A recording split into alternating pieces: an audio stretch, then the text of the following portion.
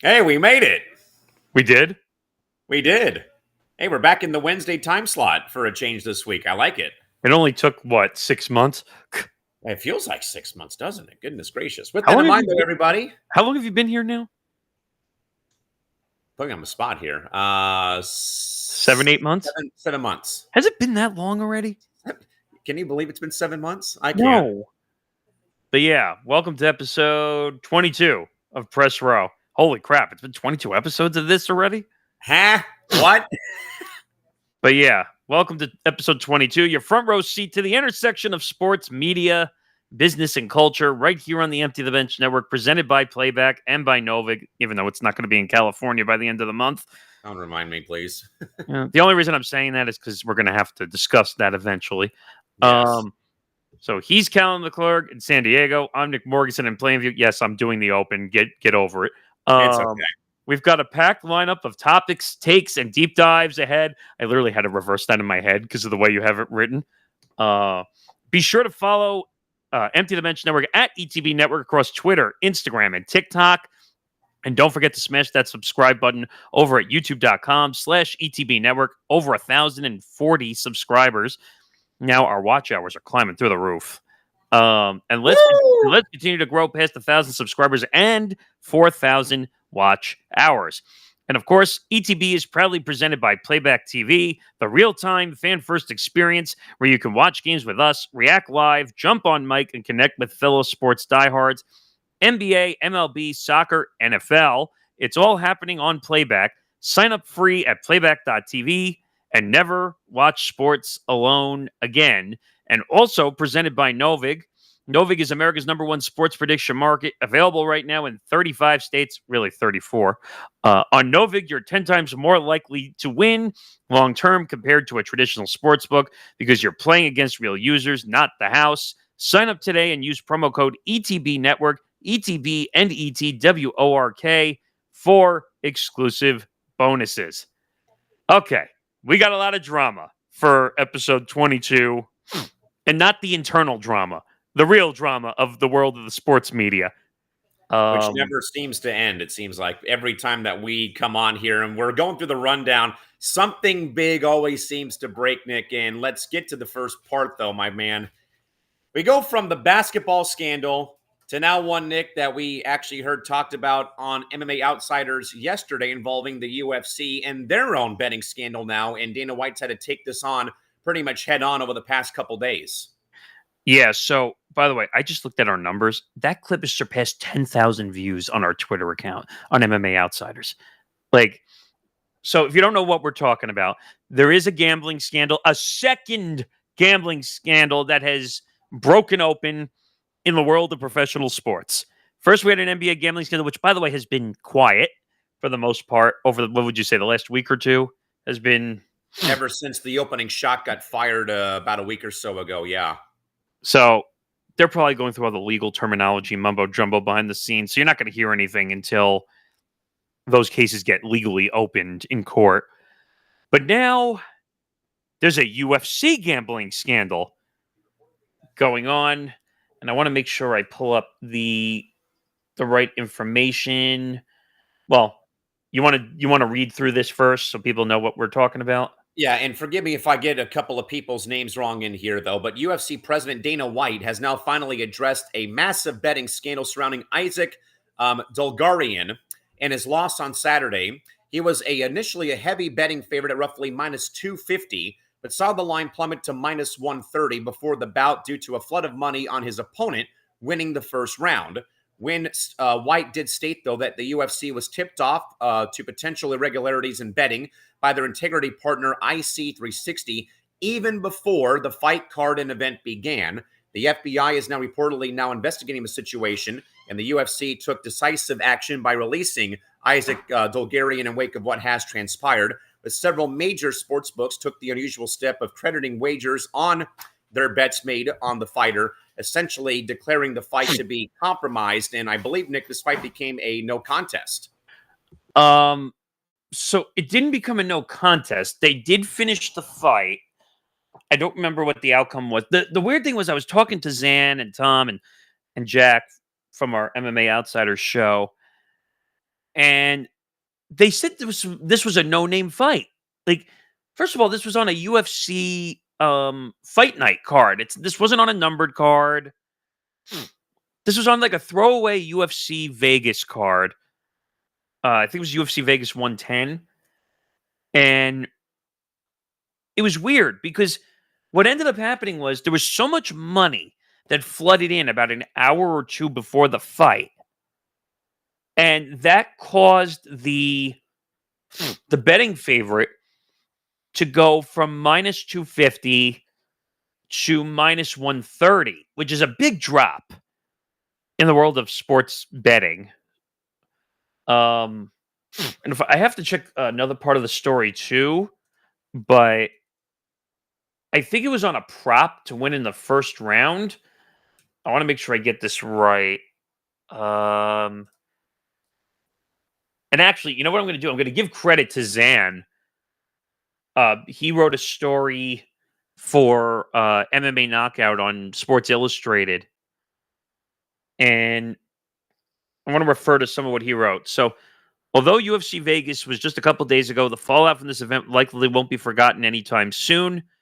As the dust began to settle from the event, the MMA community grew suspicious of a featherweight fight between Isaac Dalgarian and Yair Del Valle, which took place during a 6-fight main card from the UFC Apex. At the surface level, the fight was thought to be a battle of two rising prospects, hoping to make a name for themselves in a stacked division. Instead, controversy ensued. For the majority of the week, money held steady on Dalgarian, who was a minus 240 betting favorite at a wide array of sports books. Within 2 hours of the fight, Dalgarian's number dwindled all the way to minus 118. What a drop-off.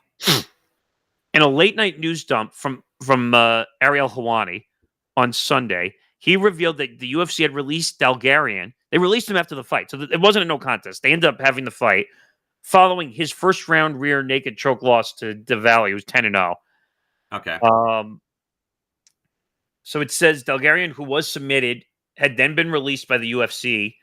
Now, the original reason was that they claimed was due to him losing, was the reason why they released him.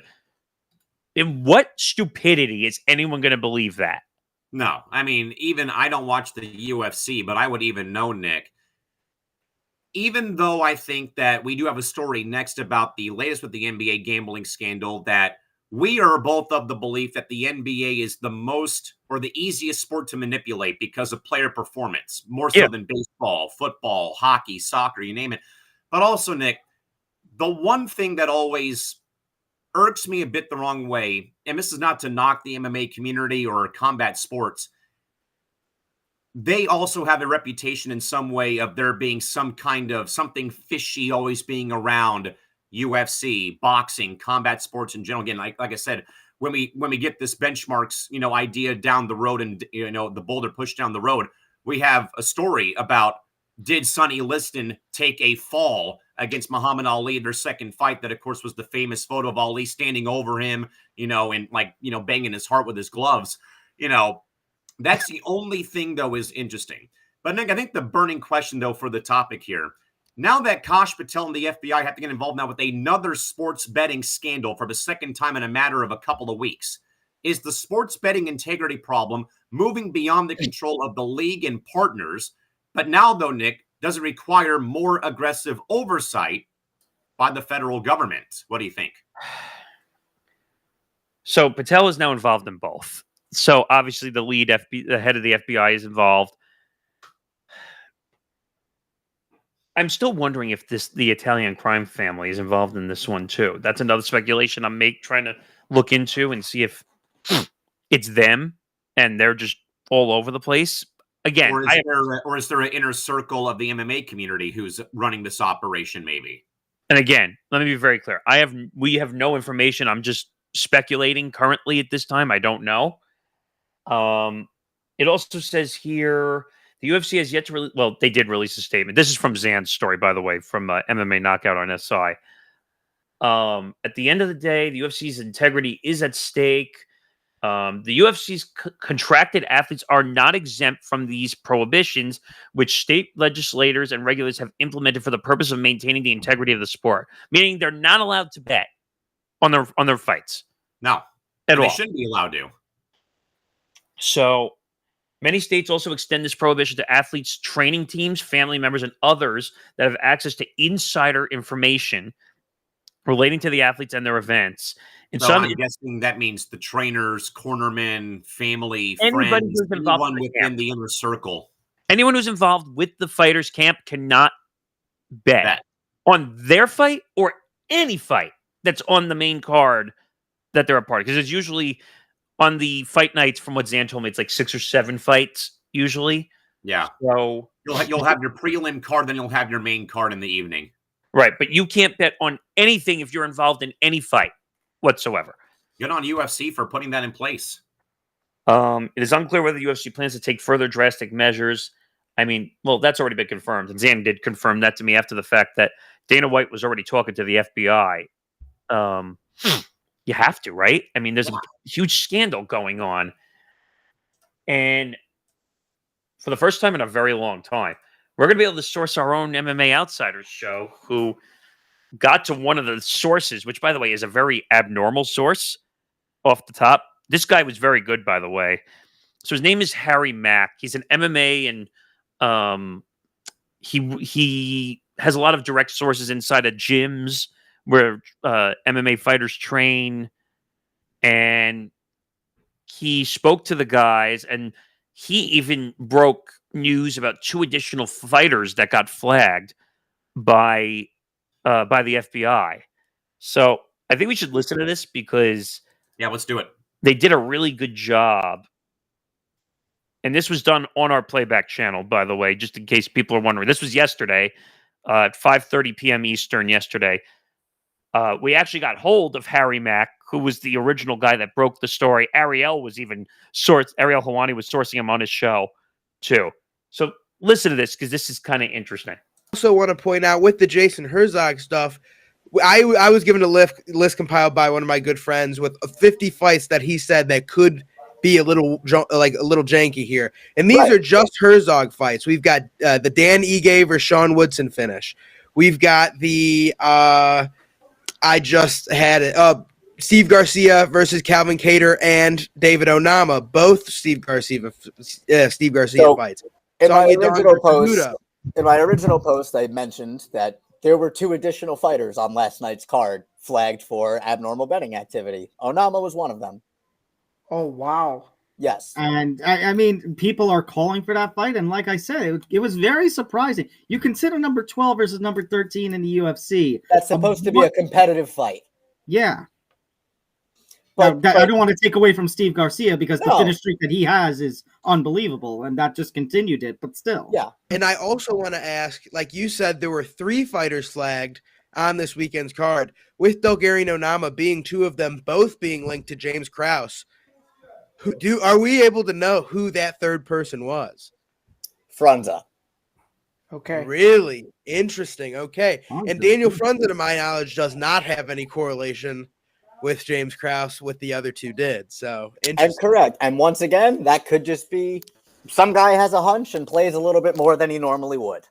So, Nick, I'm of the belief, by the way, shout out to Jack Gold, Zan Bando, and Tom Albano for getting Harry Mack on the program yesterday here. You can catch MMA Outsiders every Tuesday around 2:30 Pacific time, or is it on Monday? I'm sorry. Is it one? No, every Tuesday and Thursday. Yeah, so I mean they're on here twice, and again to get the guy who breaks the story is one thing, Nick. But now though, from Harry's commentary, it sounds like not just Delargin being one. Sounds like his opponent was also in on it too. It sounds like if I'm putting 2 things together. Yeah. So apparently there's a lot more match fixing allegedly that goes down than we actually know. And if you saw in the tweet that we put up, or that Jack put up under the clip, it says that federal regulators have flagged over 100 UFC fights this year. First of all, do you know how many UFC fights happen the whole year? More than 100. No, right. But I'm saying I think it's like 400 to 500 fights happen the whole year or something like that. Practically a quarter, if not more, have been flagged. So let's clarify one thing. Just because they're flagged does not mean that they necessarily did something illegal. Correct. It just means that there could have been some shady actions taking place or suspicious actions that took place that a lot of the gambling or the sports betting books will flag a bet and say, this doesn't look right. Yeah.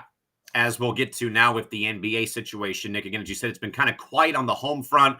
We've heard a bit of a small developing story that Malik Beasley would like to be able to re-sign eventually with the Pistons. We heard from his attorney via a front office sports story about half an hour ago that, he's been blackmailed by the NBA. But with that, though, Nick, following several high-profile integrity concerns across various sports, the NBA, on top of their gambling scandals, now authorizing sports betting partners to have engaged in serious ongoing discussions about what types of prop betting are the most vulnerable to manipulation or insider fixing. The league has identified reportedly micro bets involving individual player mistakes like wagers on missed free throws, foul totals, or a player committing a turnover as being highly susceptible to wagering. The NBA has proactively pressured partners like both DraftKings and FanDuel to limit or entirely cease operations when it comes to these styles of wagers to protect the integrity of the game.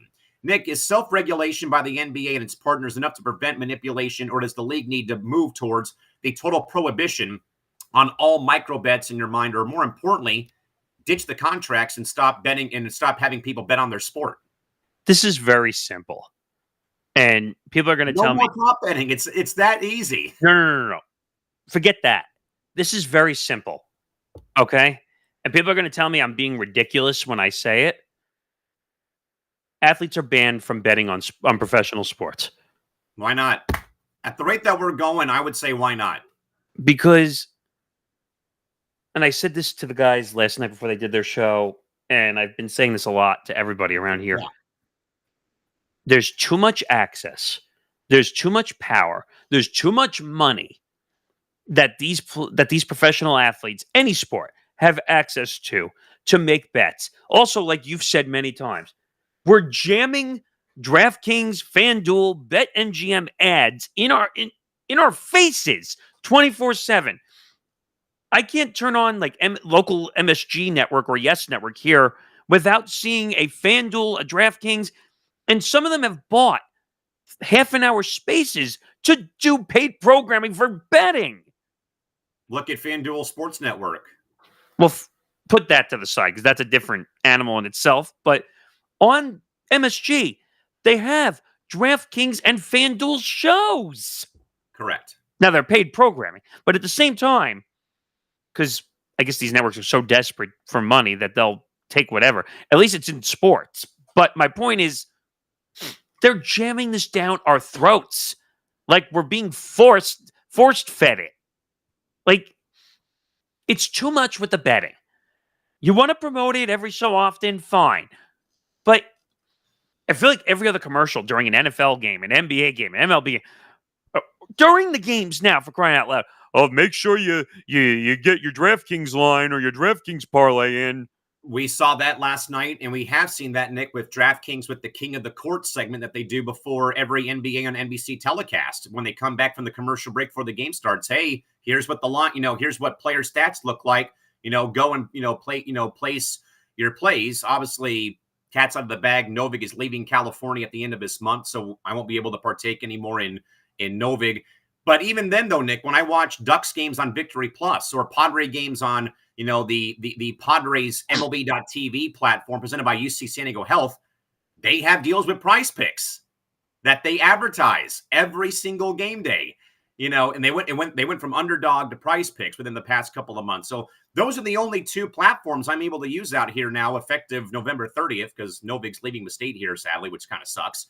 But also, Nick, I think, though, to my point, though, from the last segment, and I think, again, we all can agree, basketball probably is the one sport that is the most easiest game to probably manipulate. And I think, though, that it's in the DNA of the game, from college basketball to the pros to what's happened now here. Now, again, the very weird angle now here, as we kind of alluded to a little bit, is Malik Beasley, again, not right now, as of now, and still even after the opening shot was fired a couple Thursdays ago, he has not been linked to this particular betting scandal with the NBA, though he has his own set of problems right now that they're still trying to hash out and figure out. But I don't know, Nick. I mean, I think leagues can put all the pressure on these entities like FanDuel and DraftKings, but they're still going to say, we're going to act like we're going to do it, but we still need all that revenue from the ads, so keep on pumping out your content. Okay, just stop professional athletes from gambling. This is very, very, very, very simple. And I know I'm getting frustrated with this, but like, What you got to do, though? If you want it to stop, just say, if you get caught gambling, you are banned from the league that you're in. That's it. It's got to be. If you make it a permanent ban, what do you think all the athletes are going to do? Oh, I better not screw this up. Don't be a Pete Rose. You just read my mind. I was going to say, don't be a Pete Rose and don't be a shoeless Joe Jackson. It's not worth it to throw your career away like Pete Rose did. Don't get me wrong. Pete Rose will always be one of the greatest baseball players of all time, but he destroyed his reputation to the grave. And by the way, Rob Manfred, who tried to save Pete Rose's reputation by saying we'll put him in the Hall of Fame after he passed away, it doesn't matter. His reputation was so soiled from gambling that there was no coming back. And yet, your boy Clemens and Bonds are now on the contemporary era Baseball Hall of Fame ballot coming up this upcoming season. And I don't think they're going to get the votes. I doubt it. First of all, Clemens' reputation was so destroyed, even though he won the case against Brian McNamee for the defamation suit. Yeah. But he played in an era of baseball that was so PED infested. Oh, and yeah. I don't even have to say alleged, because it was proven. It was proven that it was what, the early 2000s? Well, the late 90s, early 2000s, and then 2003 happened with the Mitchell report. But this whole thing is ridiculous. Like, Terry Rozier deserves to have the book thrown at him for the stupidity that he did. Chauncey Billups deserves to have the book thrown at him for being involved with the mafia. And you're of the belief that Billups should be like Robbie Alomar and kicked out of the Hall of Fame. Yeah. Well, Billups is not in yet, I don't think, is he? I think he is already in the Hall of Fame. Wasn't he just put in, actually? Fairly recently, I think, yes, if memory serves me correct. And I think I asked you because for baseball's sake, you knew the answer. I don't know about the other leagues. Isn't there an integrity clause in the Major League Baseball Hall of Fame? Yeah. Every time that you watch the ceremony and you hear Jane Forbes Clark come up to the podium and she said, and she always opens up with her monologue, the men that are behind me represent the best of the game. You know, play, sportsmanship. But then there's two other words, character and integrity. Always are part of her Hall of Fame opening monologue speech every August in Cooperstown. And that's the problem. Well, by the way, the Major League Baseball Hall of Fame has some issues because there are people in the Hall of Fame that have integrity issues. I mean, look at who you just put in. You put David Ortiz in the Hall of Fame. Yeah. Now, of course, everyone's going to say, oh, but David's such a good guy. Is he really a good guy? From a broadcasting perspective, he might be a good guy. But he was your boy A-Rod. He was on the Mitchell Report in 2003, Ortiz. A-Rod was on the Mitchell Report in 2003. And, well, I don't think A-Rod's ever going to get in the Hall of Fame at this point. No, but that was all self-sabotage by him. But why is Ortiz allowed in the Hall of Fame, though? He took PEDs. Yeah. Isn't that considered integrity of the game? You would think. I mean, if we're going to talk real integrity, Chauncey should be out of the Hall of Fame. The way this is heading. I mean, to wrap up before we move on here to more NBA drama involving the Knickerbockers, who you'll see play our first of two games tonight here on Playback with, I think our B team's going to be helping out tonight for the first game between the Wolves and the Knicks at 4:00 Pacific time, and then we'll have Spurs Lakers at 7:00 local time here on the West Coast. I think, Nick, you're right though, that other sports leagues right now better be writing everything down. A la Patrick Starr, write that down. They should be taking notes about what they have seen go down right now in the NBA, where I think you're spot on, though. If any player is gambling, I don't care what sport it's on, if it's their own sport or on any other sport, gambling in any way, shape, form, or size, see you later. Get out of here, lifetime ban. But now, though, Nick, here comes the $1 million question before we move on here to talk about Charles Oakley. What now probably becomes the bigger elephant in the room for sports to handle? Is it still doping and PEDs, or now is it gambling that now has leapfrog PEDs and doping and steroids? Oh no, it's gambling, and it's not close. Like, don't get me wrong, PEDs is a problem, but it's not the problem that it once was in the early 2000s and the late 90s. Like, gambling has infiltrated the world of professional sports. And the other issue I was going to bring up, LeBron James has a deal with DraftKings. Okay? And if memory also reminds me, too, from a couple of weeks ago, he was kind of like a coded name in one of the documentations about the scandal. Well, that was the whole Damon Jones thing, that he had the insider information of whether LeBron was going to play. But LeBron has a deal with DraftKings. What does that tell you for integrity of the sport? Couldn't agree more. That's the problem. And I think we all agree, though. Zero tolerance. If you're caught gambling, just pack your crap up and leave and find a different job somewhere else. Go work in broadcasting. I mean, that's just, I think, where, though, Nick, things are heading at this direction right now. But we'll see if anything ever changes. But what do you got there real quick? So LeBron James has a multi-year talent ambassador deal with DraftKings to focus on football content and not his NBA contract. Yeah, that's... I don't like that. That sounds like twisting the lines a little bit. Double-edged sword? It's a partnership. They clearly form it. They say it's a partnership with DraftKings. This should not be allowed. No, especially when it's a player in one sport crossing over and doing a different sport, like Braun doing NFL and football content when he plays in the NBA.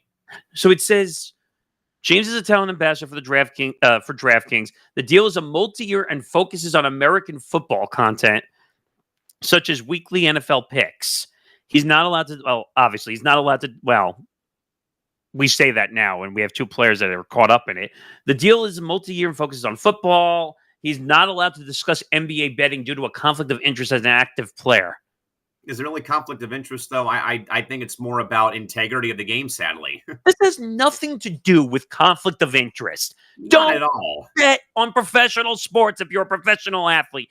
Even if you're crossing leagues, you have way more power and way more insider knowledge to other sports than most people do.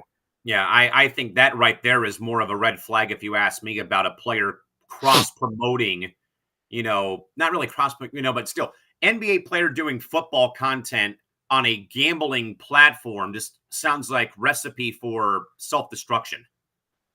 And I don't want to hear conflict of interest. That is such a BS excuse to say that this is conflict of interest. If it was not due to conflict of, or they're saying it's due to a conflict of interest, he should not be allowed to bet on any sport. No. And that goes for any player, not just LeBron James. And why? So why is he allowed? Oh, he's the king. He's LeBron James. He's allowed to do whatever he wants. Like, is that what it is? Like, would you allow? Or is this like part of our 3-part series about Michael Jordan that we're working on for benchmarks? Well, that goes back to the whole speculation of, was he suspended for gambling, which I think there's a small percentage that he might have been. We don't know, obviously, and we're not saying that because we don't know. No. But again, Michael Jordan probably would have gotten away with it too because he's the biggest name in the league. But you don't think it's a little bit of coincidence, though, that LeBron James... That's what I was referring to. I mean, I don't know.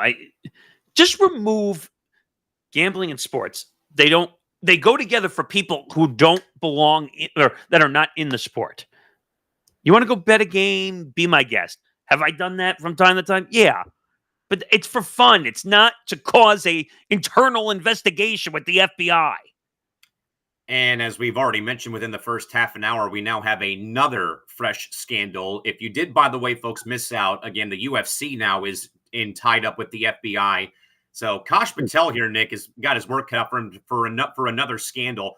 Again, if you missed the interview with Tom, Jack, and Zan with Harry Mack, who again broke the story about the most recent UFC brouhaha involving gambling, you can again catch the replay on the ETB YouTube channel or on playback here underneath our replays for yesterday's MMA Outsiders episode. But also you can also find Zan's content that he also had written, where I think, Nick, he probably goes a bit further in depth, though, on what did play out, though, in real time. Yeah, you can go find that on MMA Knockout on Sports Illustrated. Also, you can find these replays on our Twitch and Kick channels too if you're over there. But this is a problem. I don't know how they fix this, but just remove the gambling. Every league should, believe it or not, all the leagues should work together on this, believe it or not. They need to. All the commissioners, even though we know that'll never happen because most of those commissioners are out to lunch half the time, but yeah. All 4 commissioners for the big professional sports. If you want to include Dana White and you want to include Don Garber, fine. Gary Bettman. Well, that's part of the big 4. But yes. Kathy. Take every commissioner, bring them together, and say, look, we're going to create one large task force. Well, don't say that. Kathy Engelbert will lie to you and say she made a task force, and then it'll never happen. Well, I trust the other commissioners more than Miss Engelbert, who had to get a 30-day extension the day before the lockout would have hit. Correct. But this should be like a one-size-fits-all for all professional sports. No more gambling. And no partnerships with gambling companies either. It's got to be black and white. Yeah.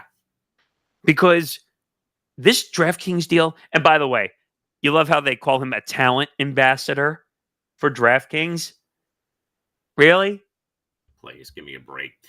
Nick, staying in the NBA, though, this was kind of one that we've known about. This one went quiet for a long time, like a very nice cold case murder scene. But the bitter, nearly decades-long legal feud between former Knicks great Charles Oakley and Madison Square Garden has taken another costly turn for Oakley. A federal judge now ruled that Oakley now owes MSG over $640,000 in legal fees. The debt stems from MSG's successful legal effort to recover Oakley's deleted text messages related to his ejection in 2017 from the arena, which became the center of a lawsuit against MSG owner and Knicks owner James Dolan. While the amount awarded was lower than the 1.5 million MSG requested, Oakley's legal team immediately announced plans to appeal. So, Nick, after nearly 8 years and over $500,000 in new legal fees for Oakley, has this personal vendetta and feud between a former player and an owner crossed the line from a business dispute to a power play in some way for a verdict down the road, though? Where again, Nick, I remember this thing happening too, like it happened on national television. They had shown it actually go down in real time with, Charles being restrained by security when he was going after James Dolan. And obviously now we've had an 8-year-long court battle, and now here we are with Oakley still having to be on the hook for some money here for MSG. This whole thing is ridiculous. James Dolan is one of the worst owners in the NBA, integrity-wise. There's that word again. What else is new?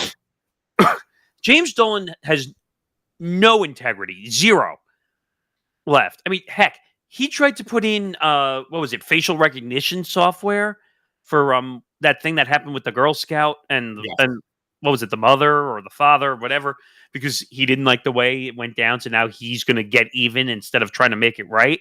Right. I mean, Charles Oakley was wrong the way he acted inside of MSG. 1,000%. But at the same time, James Dolan is refusing to recognize Charles Oakley as a Knicks legend. Which is, I think, ridiculous for what that man really helped the Knicks become in the 90s alongside Ewing and Starks.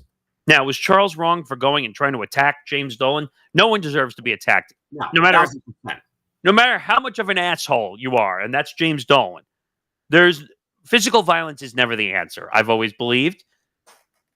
Unless someone hits first, and then you have a whole different issue. But, self-defense. Right. But this whole thing is ridiculous. I mean, does this tell you who James Dolan is as a human being, that he was willing to fight this out for 8 years rather than saying, let's get on the same page and let's get you back in the Knicks circle and let's have you at the games and all this stuff? The man's a freaking legend. I mean, you see Patrick Ewing and who's the other one? Bernard King. Bernard King. Yeah, you see Bernard King and Starks and Ewing sitting at all the games, which I'm sure the Knicks take care of, by the way, I'm assuming. But the whole Charles Oakley thing is a bizarro situation where I don't remember what the exact feud was over because it's so long ago now. But I think part of me was that Charles was getting upset that Dolan wasn't spending money to bring top tier talent to New York for so long. I want to say, because I think around 2017 is when they were really down on the dumps. I want to say they were. It was bad. Yeah, they were pretty bad in like the mid 2010s. Obviously, they had the draft night riot when they drafted Kristaps Porzingis that one year. I mean, I think back to the kid though, who was like super hyped, and they make the pick, and he rips the jersey off and throws it down on the ground at Radio City Music Hall. But Nick, the Dolan story though brings up a couple of other owners in sports who also are kind of embattled. One of them used to play here in San Diego, that now plays in LA, where they obviously, as I have told you, now are trying to honor the 1994-95 San Diego Chargers era of their Super Bowl trip to Miami to play the 49ers, when they wore the all-navy blue get up for that one game. And the jerseys are literally called the Super Chargers. You know that there was a city name in front of that song at one point that was called San Diego Superchargers. There's that part. But also the fact, though, Nick, that the Chargers have given like ambassador roles, as you were saying about LeBron James, to LT and Antonio Gates, who, by the way, is in that one poker scandal per reports from Yahoo.com at one point in time. So there's that part. There's also a baseball team, not in Los Angeles, in Anaheim, who their owner is also wearing the brunt from Angel alumni, namely Rod Carew, legendary first baseman, Nick, who I think, though, some people have called Rod a bit petty, though, because he wanted to have like a spring training coaching role with the organization, and all Artie Moreno's done is given it to Albert Pujols or Jared Weaver or Benji Molina or certain players that he liked at one point in time. But here, though, Nick, Rod Carew, though, was like one of the faces of the Angel Ball Club in the 80s when they had their great runs in 82 and 86 and 79 when he came over from Minnesota. And, that era, though, of California Angel baseball with him and partially Chuck Finley, Downing, and, all those guys, though, man. I mean, Reggie Jackson was an Angel at one point in time after he had all the falling outs with Steinbrenner. But, Rod Carew, though, Nick, he has not been shy, though, like Oakley, to go in a way, call out the owner for either not spending money on the organization as they should be, or more importantly, just alienating a pocket of the franchise's greatest players of all time. Hell, Nick Carew's got his number retired up at Angel Stadium. That number is up there permanently. So I think that this is just more than that. This is, I think, about James Dolan being a a-hole and an ignorant SOB, but that there's other owners out there, Nick, who kind of in a way treat their alumni like a Oakley, a Carew, or a Tomlinson or Gates the same exact way in some roundabout way, though. But again, though, to drag this on, though, for 8 years, Nick, nothing new for James Dolan. The only thing, though, Nick, he's gotten right, he was the one guy who voted against the new NBA media right deal, and that's it. No more, no less. I mean, are you surprised, though, he was the only one that voted against it? No, I'm not. And I wrote about it, too, in my Substack, though, a few months ago about, it's great to have round ball rock back, but now, though, but right now with what you're stuck in right now, you can't watch the games tonight on television. Well, no, thanks to playback, by the way. And no, this is not me being a sap and kissing ass to playback. This is the only way I can watch the games tonight because YouTube TV and Disney are being a bunch of corporate shills for money. We'll get to that later. But yes, we will. Just to finish that story. So Oakley, I forgot about this. Oakley was drunk and belligerent inside the stadium. I remember that happening, yes. Arena, and that got him ejected by Dolan, and that led to Dolan being angry about the sign. Oh yeah, they had signs that were put up. They had signs. Were they like sell the team signs, or was they it were something sell else? the team? They were against James Dolan. Dolan's an idiot, and he would forcibly have signs removed. Which, by the way, that's not his right as an owner. Number one, unless that in a way reminds me about how the Mavericks were censoring fans after they dealt Luka last season.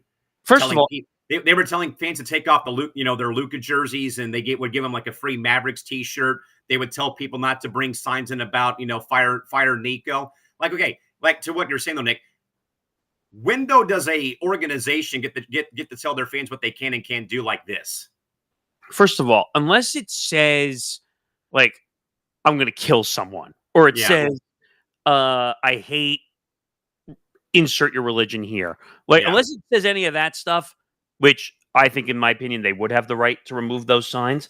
by the but way. not when it's the fan base, though, in a way, telling the owner, we as the fan base who pays our hard-earned money that we get every 2 weeks to come watch you play, to pay the salaries of your players, pay for the arena rent, pay for the cable package to watch the games on TV. We, in a way, deserve better than what you're giving us right now on the floor.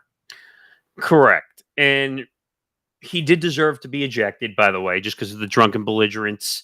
Yeah, public intoxication, that should be an ejection for anybody. I don't care who it is. Yeah, because it says, I talked about this with Tom, like during the COVID times when Russell Westbrook got attacked by the popcorn that got dumped on him, if you remember that. Was that the water bottle? Trae Young got spat at by fans in the postseason. That was Knicks fans. And I think someone even hurled a bottle of water at Kevin Durant, I want to say, in that year's playoffs, too. Russell Westbrook, actually. Yeah. And it says on your ticket, well, it's no longer a paper ticket because they don't do that shit anymore. But they used to say on the back of your tickets, what does it say when you enter the arena? Yeah. What does it say? Do you know? It's a long list. I know that. No, but it says the team reserves the right to kick you out of the arena for any reason whatsoever, including behavior. And more importantly, Nick, we've also seen, though, and I've seen this firsthand at NBA G League games here in San Diego where the Clippers put their minor league team last season. Me and a friend got upgraded to sit courtside for a game against the South Bay Lakers. Bronny wasn't playing that night at Front Wave Arena. But when you go sit courtside, WNBA, NBA, G League, they have the code of conduct taped on your seat when you first show up. And if you happen to get out of line, someone gives you like a yellow card in soccer. Yes. That says, this is a warning. You do it again, you're out of here. By the way, that is the most ridiculous thing in the world, that you can't be a fan courtside whatsoever. That's not allowed. Sorry. By the way, those seats are freaking expensive, for crying out loud.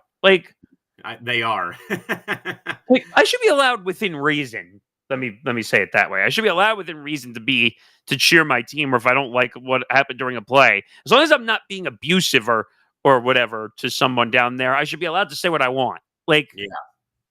Now, don't threaten anybody, don't hurt anybody, obviously, but I don't know.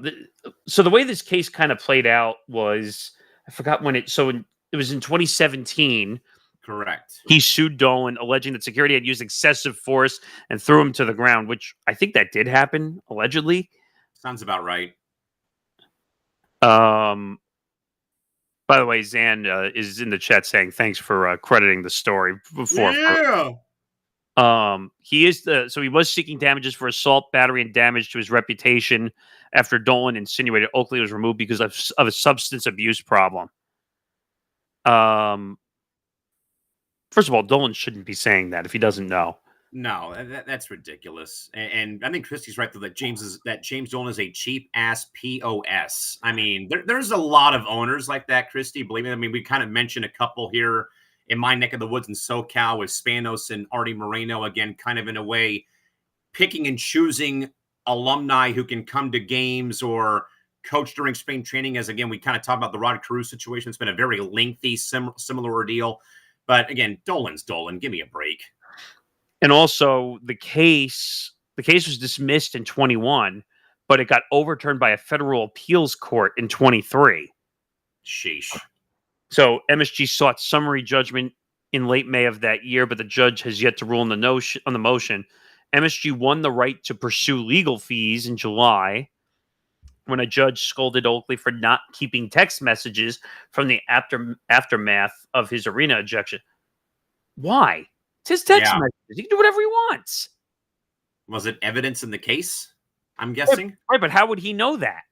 Yeah, how would he have known if there's no proper authorization or proper heads up given? MSG said its legal team tailed the cost of trying to recover the message. Okay, that's your choice to get the text messages back, not his. Yeah, not his whatsoever.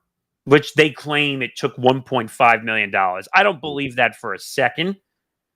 Dolan, for some reason, was money hungry that whole entire time. Give me a break, buddy. However, Judge Robin F. Tarnofsky, that's a mouthful, did find that MSG had insufficient time entries that were inconsistent, which led her to cap the hourly rate for legal fees at $200 per hour. According to the ruling, the judge ultimately granted MSG $604,000 in attorney fees. The figure is 45% of the $1.3 million. After she knocked down the 1.5 by $200,000, the judge also cut MSG's requested cost from $57,335 to $38,022 to make Oakley's bill $642,337. Good grief. This is ridiculous. He doesn't need that money. No, he doesn't. But hey, it's James Dolan. What else is new, right? I don't. James Dolan is a head case. I will never understand it at all. But I guess the Knicks are the Knicks, right? Like, you can't, as long as James Dolan is the owner, nothing is ever really going to change. Well, as we get to the first break in the show, this is an awkward moment, Callan, to talk about sports betting, right? Yes. You want to tell people about this? I mean, how much longer do I have to, do I get to do this? I'm kidding. As a reminder, though, gang, ETB programming is brought to you by our friends over at Novig, America's #1 sports prediction market, available in over 30 states. On Novig, you're 10 times more likely to win long-term compared to traditional sports books because you're playing against real users and not against the house. Sign up today for free and use the promo code ETB Network for exclusive sign-up bonuses, including spending $5 and getting 50 back at Novig. But again, as always, please play responsibly. Well, as we now ironically head back into the NBA again, former Hawks executive is accused of embezzling $3.8 million. Let me say that again. Accused of embezzling $3.8 million. The business side of the NBA is facing scrutiny after a former high-ranking executive for the Atlanta Hawks was accused of embezzling an astounding $3.8 million from the team. Now, this is the funny part. The funds were allegedly siphoned off over a period of years, used to bankroll a lavish lifestyle. Gee, doesn't this remind you of another story with the Jaguars? Yes. Including extravagant trips to European capitals and the Bahamas, far exceeding the executive's contracted compensation. This incident raises serious questions about the internal financial controls and audit processes with the franchise, especially considering the valuation and revenue of NBA teams. In an era where franchises are valued in the billions, what does this alleged seven-figure embezzlement say about the internal financial oversight within the business side of major sports teams? How long has the season been going on for the NBA so far, Nick? A couple weeks.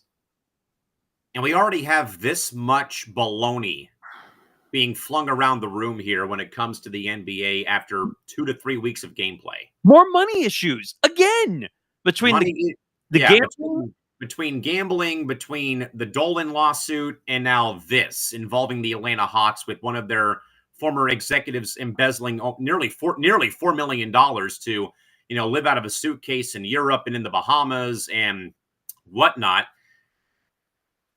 I mean, you hate to say it, Nick, already, but can the NBA not get out of their own way after 3 weeks of a season being underway without some sort of drama happening? My goodness. This is a huge season for them because they just got their new TV deals. Just trying to get everything back on track. Finally, you had a really good young team win the NBA title in OKC, and they're off to an 8-0 start again as of us being live now. And they're probably favored to be a back-to-back title. Yeah. Again. But to have all these incidents going on between the gambling scandals with Chauncey Billups and Terry Rozier and Damon Jones and so on and so forth. And then to have a Hawks executive who's embezzling almost $4 million right under their own roof. Yeah. On their own team.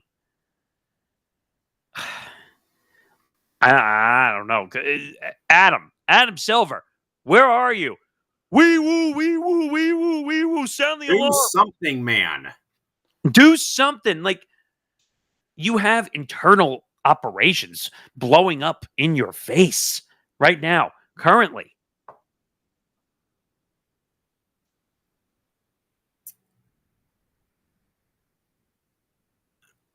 where do we go from here? It feels like. I mean, in a way, Nick, it feels like the NBA has already been defeated. Within 3 weeks of the 80th season of the NBA getting off the ground and running, and there's been so much controversy.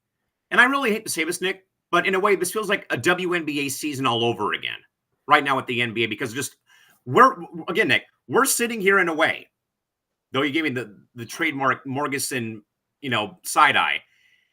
We're sitting here, though, other than referencing that the Thunder are 8-0. We're not, though, Nick, talking about the on-court product. We're talking about everything off of the court right now. Gambling, Dolan versus Oakley after 8 years of finally getting to the finish line.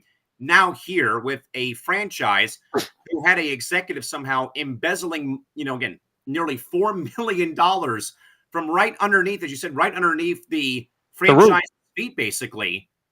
How does no one know? More importantly, where is the commissioner? Where is Adam Beaker-Silver at, other than just giving that 1 3-minute interview, the first game of the year on Prime Video, about how, well, it's gut check time. I was sick to my stomach about hearing about the gambling situation. That's not solving any of the problems right now, other than just saving face for the association right now after 3 weeks of the season. Oh, sorry, I didn't know what was actually going on. So the legal situation could only go as far as it did because we didn't have subpoena power. That part's actually true, by the way, that they didn't have subpoena power. That was the only thing he got right in that whole entire interview he gave to Prime Video. So that part, the legal terminology is actually right, because he can't just take someone's phones and start going through text messages. So that part he's right. Everything else, though, to say that the sports books essentially didn't tip them off to all the illegal activity, they got some of it. Come on, man. Really? You can't tell from common sense that there were issues going on with Terry Rozier or Chauncey Billups, that they were throwing games? Like, come on. Damon Jones, who apparently was way more involved than anyone actually knew. He was getting information from LeBron James to giving it to other people so they could bet. This is insanity. The NBA has blood on its hands right now, the way it's heading. Right now, Nick, you and I should be talking about these storylines. The Chicago Bulls are 6-1, and we saw them have a dramatic comeback last night on playback, where we made the playback scroll feed of Nikola Vucevic's game-winning 3 to beat the Sixers, who are somehow, some way 5-2, and things are kind of going okay for them right now. Or about how your beloved Nets are the only team without a win so far on the NBA season, and that probably their head coach will be shown the door by the time they're 0-10. The defending NBA champions are 8-0 after they were behind the 8 ball for 3 quarters against the Clippers in Inglewood last night. The San Antonio Spurs are 5-1, and they got a huge game against a Laker team that is the Walking Dead, led by Luka, Austin Reeves, and a few other bodies right now. They're 5-1. Wemby. We're not even talking about Wemby, the guy who's going to be the star of this league for many years to come. More importantly, we're not talking about Billups' old employer, who's won 4 of their last 5 games after he got fired and kicked out of the league for his gambling situations. We're only talking about all the off-court fluff right now, more than how on the court, though, the game is right now in a very good spot, though, with so many, I know it's early, but so many great early storylines. But all we care about, sadly, on our program, gambling, Oakley versus Dolan, embezzling money in Atlanta. Like, what the hell's next? By the way, and I'm gonna say this now before someone tries to say some BS where, well, you guys are, that's what you're supposed to talk about because this is a media show. No, morons. That's what's leading the headlines right now when it comes to sports media and business. Like, if the business was that the NBA was thriving and like we had OKC and the ratings were high, we would talk about the NBA that's on the court.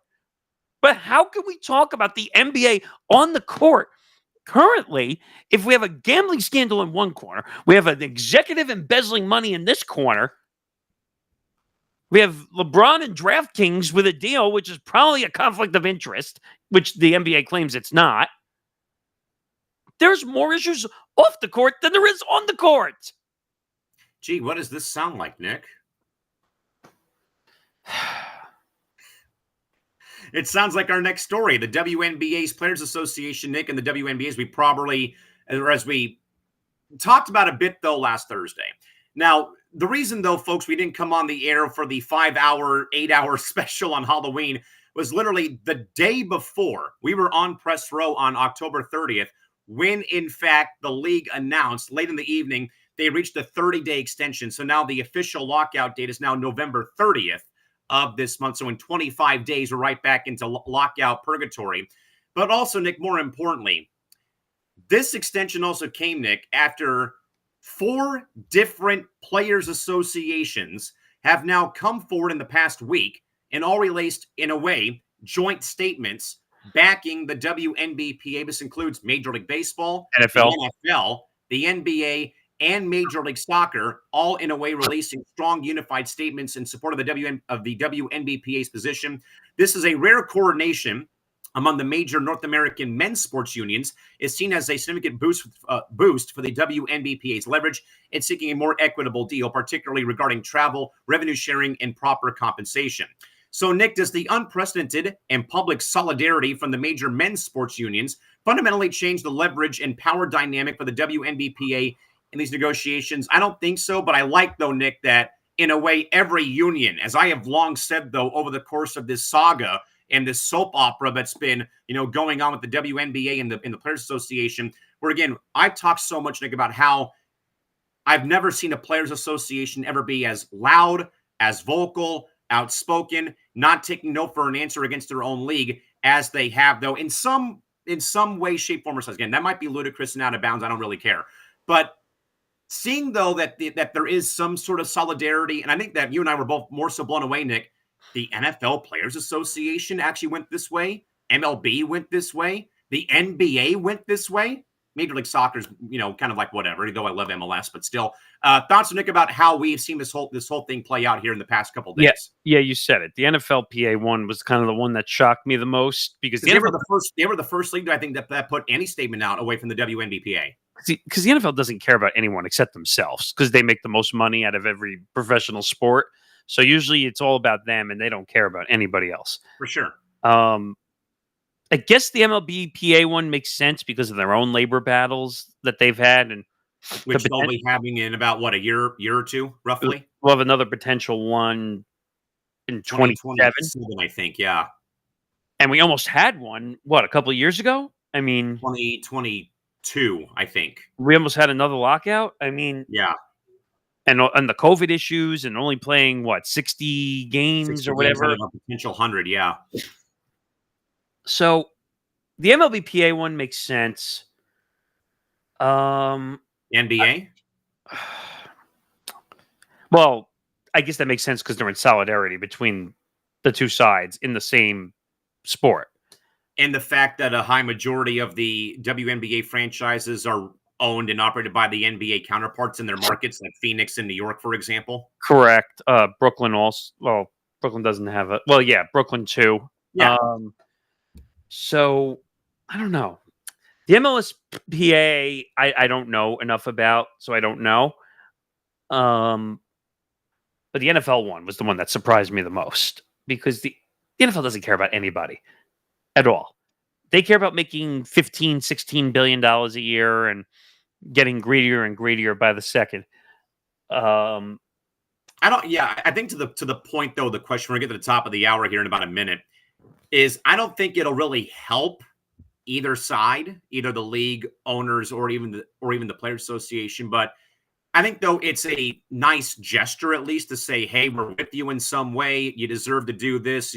Now, again, like I said, though, people obviously, beat me with a steel chair on TikTok. Again, thanks for the 11.5 views on there about the Pay Us What You Owe Us t-shirts. But in some way, though, Nick, like every Players Association went back to that moment, though, during All-Star Weekend with what they had put out, though. I might be wrong, though, Nick. I'm a little surprised, though.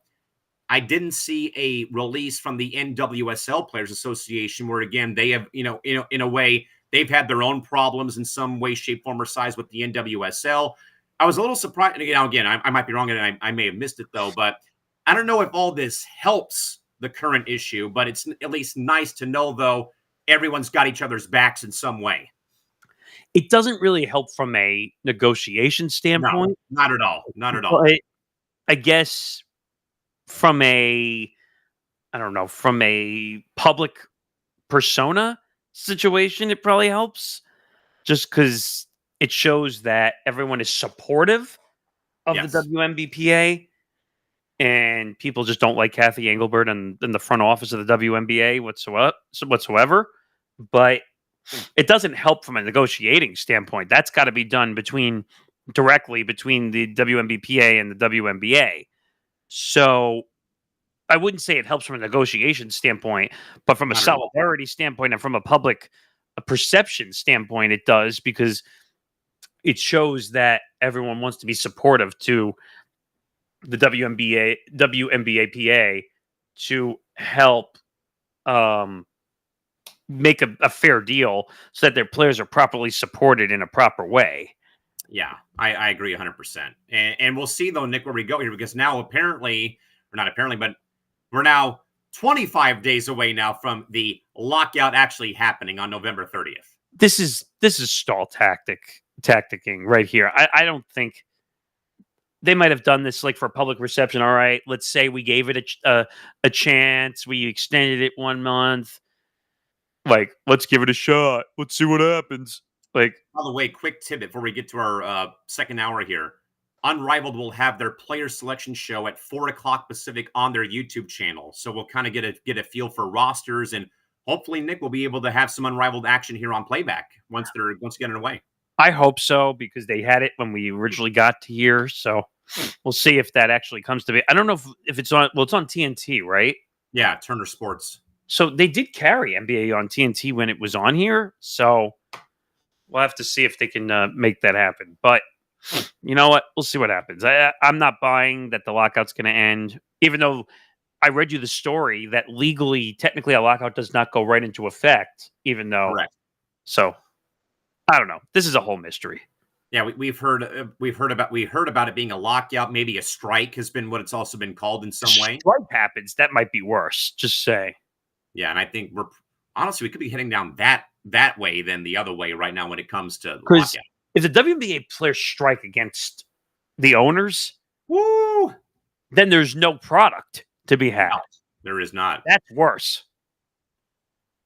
And I think that would even result in like everything for the league seizing. Like, because we've talked about, though, Nick, again, we'll get to our second hour here in a moment. We talked about, the draft lottery, the expansion draft. Could social media for the league go down during the strike or the lockout? I mean, who really knows? But again, we got to wait 25 days to see how this will actually play out. Yeah, which I think we're not going to see. It's going to be par for the course, I think. I agree. All right, Nick, time for you to blow a gasket again about this ongoing issues. We kick off hour 2 here on episode 22 of Press Row. The ongoing battle between Disney, ESPN, and YouTube TV has resulted in all Disney-owned channels, including ESPN, ABC, and FX, being pulled off the air on YouTube TV, a continuation of a pattern for Disney, which has engaged in several high-profile carriage disputes in recent years with Spectrum Charter, DirecTV, and now YouTube TV refusing Disney's request to briefly restore ABC coverage for the election night issues on Tuesday, signaling a hardened stance. The core, though, of the dispute revolves around the escalating carriage fees for Disney demands, which YouTube TV argues are unsustainable for its consumers. So, Nick, since you're stuck in the dark right now, is this ongoing cycle, though, of carriage disputes simply a necessary evil of the streaming cable business, or is it Disney's strategy of aggressively demanding higher fees, ultimately damaging their own distribution and, above all else, their own viewership? Your thoughts, because you're stuck, though, in the middle of this whole fray. Yeah, I have YouTube TV. I'm not happy right now. This is greedy pig syndrome written all over it. Like, Disney has its own platforms. We know this already. Like, they technically have their own apps. They can do what they feel, because they technically have the Hulus of the world and all that stuff. So they technically could air. They have Disney Plus. They have ESPN, Direct to Consumer Unlimited. So this is a game of chicken right now on who's going to budge first. Because is it YouTube TV or is it going to be Disney? Now, I don't think Disney's going to budge because they provide the content to the distributor, being YouTube TV. But YouTube TV is trying to make the point that we don't want to keep raising prices on our customers because that's just going to force them to leave. But by not making an arrangement, the reports that are going on now is that they're losing YouTube TV customers by the boatload because they can't get ESPN, they can't get ABC, they can't get anything. FX, I don't know. I think FX is on the low list of what people want for National Geographic. Anything that's in the Disney family, they just can't get. But I couldn't watch college football on Saturday. And by the way, thanks to Novig, I hit on a Novig play to say that they were not going to be back for the Texas Vanderbilt game. See, this is what I'm talking about, Disney. You make bad reputations for yourself. And you know how desperate it was on social media, on Twitter? Did you see every freaking ESPN personality putting out messages, putting out videos? Oh, well, go to SaveMyNetworks.com and go save ESPN for YouTube TV. Are you kidding me? That's how desperate? How about just go back to the negotiating table, make a deal that works as a resolution for both sides, and get the content back on the air? If only it was that simple, right? I mean, more importantly, Nick, we said this, I think, when the dispute was about to happen on the 30th, where it always seems to pop up, though, where you get the whole save my networks. They had a dispute with Fox. Either before the college football season begins, before college basketball begins, or before the NFL begins. And I think, though, that NBC had their own problems when the NFL was kicking off before the season started. Like, this is nothing new, but this, though, is just borderline ridiculous. It's been going on for as long as it has, though, here with Disney and YouTube TV. Which one was it? Was it Charter? I think was the one that had the issue where they missed the first college football game with an ESPN. I think so. Johnny had an issue. He couldn't watch college football the first Saturday. And he's like, this is ridiculous. But like I said, Disney's in the leverage seat because they are the content and YouTube TV is the provider. So what does YouTube TV need to survive? Content. But there's reports out there that Disney's losing $5 million a day not being on YouTube TV. In the scheme of things, is $5 million a lot for what's considered like a $200 billion market cap that Disney is?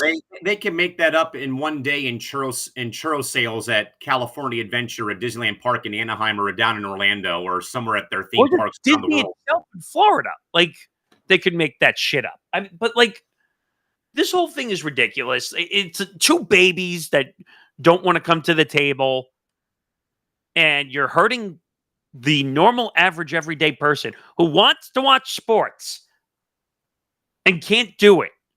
I can't watch the NBA right now, currently, on ESPN. I can't watch certain shows I watch on ESPN.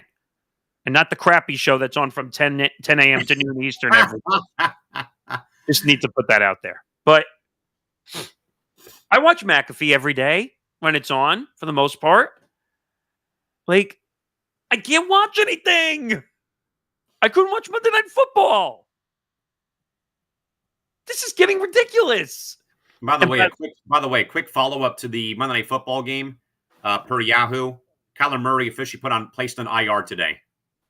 Yeah, and they named Brissett the starter, even before that. Just saw that news break. But I found it laughable, by the way, that Disney requested to have ABC put back on the air for election coverage, and they tried to claim because it's integrity for the average person who needs their political coverage. Yeah, no. Are you kidding me? Terrible. Disney, you're an asshole. Like, in the word, like the Mickey Mouse Network, as they refer to it. Is Mickey Mouse so friendly? Is it? In the scheme of dirty business? Like, no, they're not. But That's bold.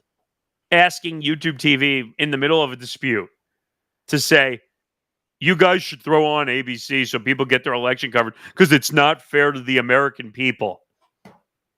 Really? That's your answer? That's your negotiating tactic? And to use SVP and Stephen A. Oh, sorry. Go to SaveMyNetworks.com. Go save your network. Stop. Do you see the amount of people who are canceling YouTube TV now because of this? Before we move on, Nick, I hate to say this too because I know how you feel about this, but look at all the people who canceled their subscriptions when Jimmy Kimmel had his de facto week-long suspension. I mean, that one's a little different because he self-inflicted that on himself. It's different, but still a mass exodus then when Kimmel got canceled. Now here we are here with Disney having another issue with something involving themselves. Like this is self-inflicted sabotage on their end, though, twice in a matter of a month or two. Right, but the difference I would say here is that this is a greedy versus greedy dispute going on here. YouTube TV, I think, and I don't know 100%, but I think they're trying to keep the prices down so they don't have to raise prices for YouTube TV. I don't know. I don't know if that's the full issue. I don't know, but Disney keeps saying, "Well, we want to raise it up." The other speculation that was going around is that ESPN D2C, the direct-to-consumer unlimited product, which was given to the Charters and the Verizons, and they wouldn't give it to YouTube TV. Right. So YouTube TV keeps saying, reportedly, give the product to the YouTube TV customer. Stop being a greedy pig. And they said no. Come on, people. So this dispute is going to go on until Disney stops being a greedy pig with the amount of money that they already make. And as a Disney fan, as someone who goes to the park pretty religiously in Anaheim and has been going there his whole life. We're going in April. We're taking my niece and nephew again. Out here or to Florida? Florida. Oh, got to come out here eventually. Well, even then, though, like I said, Disney can make up that $5 million within the park opening in Florida or California within the first couple of hours. But still, come on, you're a multi-billion-dollar industry. Like, stop, in a way, stop handcuffing your customers and just come to the table and negotiate is all that we ask. This is going to sound ironic, but stop acting like the NFL. Because the NFL, which for Red Zone, because we had this conversation a million times already, which, by the way, we enjoy watching on here, by the way. But to put the commercials in, because the NFL's not making enough money, right? Like, we got to make more. We got to make more. We can't be satisfied with 15. We got to make $16 billion. We got to make another $1 billion off a commercial. 17, 18, 20. 100 billion. But again, this goes back to greedy business. Like, you can't settle over the fact that you made billions of dollars. Like, so you got to take it away from the customer. That's your answer. Oh, sorry. The Disney executive, we at Disney are going to pull our content away so that our customers can't watch because YouTube TV doesn't want to play ball. Come on, Bob Iger. It's not YouTube TV that needs to play ball. It's you that got to play ball. Yeah. All right, Nick, moving back to some more on-air trolling. For the second time in a matter of days, Adam Lefkoe of TNT, known for his energetic broadcast and social media presence, used the TNT College Football Saturday Broadcast Open to once again mock ESPN, making a direct point of reference to ESPN's ongoing inability to resolve its dispute with YouTube TV, costing the network millions of viewers and millions of dollars. The latest public jab by Lefkoe is not a isolated incident, but rather the latest example of rivals using ESPN's financial and distribution struggles as fodder for on-air commentary. But Nick, given ESPN's reputation as the market leader, is this type of on-air trolling or bashing from competitors like Lefkoe and TNT a sign of internal weakness at ESPN/Disney or business as usual in the cutthroat sports media world? I think it's a combination of probably both, but more, I think, a little bit too petty. Too petty, if you ask me, by Adam Lefkoe. It's petty. I'm going to play you the Big 12 comment that he made because he's such an idiot that it makes me sick sometimes. So listen to Lefkoe here. Kickoff. Welcome inside the best studio in sports, Studio J in Atlanta, Georgia. And there are some other networks, and I don't know if they care about Big 12 football, but I'm telling you right here, that's all we care about. Welcome to Big 12 College Football Game presented by... Okay. Lefko is the biggest idiot of all time. And the reason I say that is because I think Lefko is forgetting how the licensing arrangement works. So where does Big 12 football originate from? ESPN. And who picked up the license for it? Turner Sports. What network is Adam Lefko on? TNT. Who is he calling out? ESPN. I'm sorry, I see a problem with that, don't you? Yeah, I think I do see a problem with that. This is the second time, by the way. In a matter of a week. What was the first time? He went after NBA, inside the NBA, now being on ESPN. I think it was either that or was another dig at ESPN for their college coverage, I want to say. Oh, yeah. He basically was like Mr. Small Market, calling out ESPN for only caring about the SEC while TNT was covering the Big 12. Adam, you guys have college football because of ESPN. Are you kidding? It's because of a license with ESPN. Your dumb network would not have college football if it didn't. You realize this is left over from the deal that they made with Inside the NBA going to ESPN, right? Right. Is he that stupid? Obviously so, if he keeps feeling the need to take pot shots at ESPN. And why isn't the employer saying, shut the fuck up and stop making dumb comments where we could lose this license? I mean, I agree. And I think, Nick, now, I'm not going to defend Lefko's commentary. I get where he's coming from. I'm not defending it, though. I want to bring up a point, though. Yeah. For so long, though, Nick, you and I both know this. Any sports fan knows this. For the past, 5 decades, all we've known about sports content has been 4 letters, ESPN. Yeah. And look, though, at how nowadays so many people have tried. And I hate to use the Joe Davis line, though, from Game 7. To beat the champ, you got to knock the champ down or knock them out. Or the Ric Flair line, to be the man, you got to beat the man.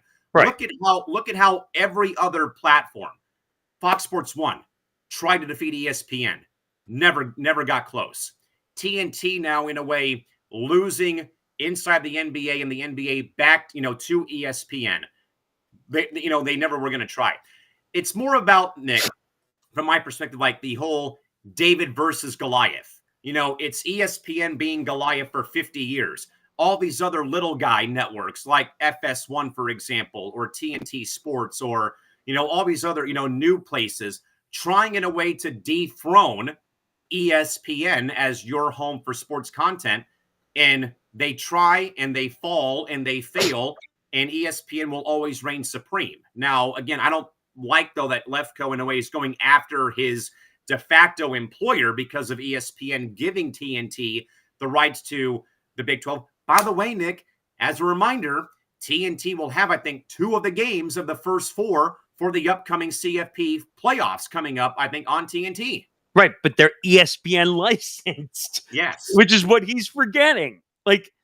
So, first of all, I never understood people taking pot shots at other networks. That makes no sense to me. I think I said this last show or possibly 2 weeks ago, that imagine the day, because the way this business is heading right now, this is what I'd like to call a tornado, this business right now, where everything is up in arms. You could lose your job and not have it. Imagine if he gets fired for whatever reason. I'm not even saying because of this. But say he gets let go because they can't afford or whatever they're paying. Imagine he walks into the ESPN headquarters in Bristol. He says, "Can you hire me? Would you like a job starting now?" Oh, no. Your comments are asinine. You're fired. But I don't even work here. Well, you're never going to work here because of your dumb comments you made on TNT. And you just brought up a great point, Nick, before we move on here. Adam Lefko has essentially given ESPN on video twice. Reasons not to hire me. He did it to Fox, too. 2 weeks in a row. 2 weeks in a row, he had the gall to open his trap and spew that malarkey about ESPN because of their ongoing feud right now with YouTube TV. He also took a shot at Fox because of the college stuff, too? Yeah. Before? I mean, who would hire this idiot? So that's strike one. Strike two. Strike three. You're out. Get out of here, sir. You're done. The only reason he's on TNT is because he's a host, and TNT doesn't have many of those.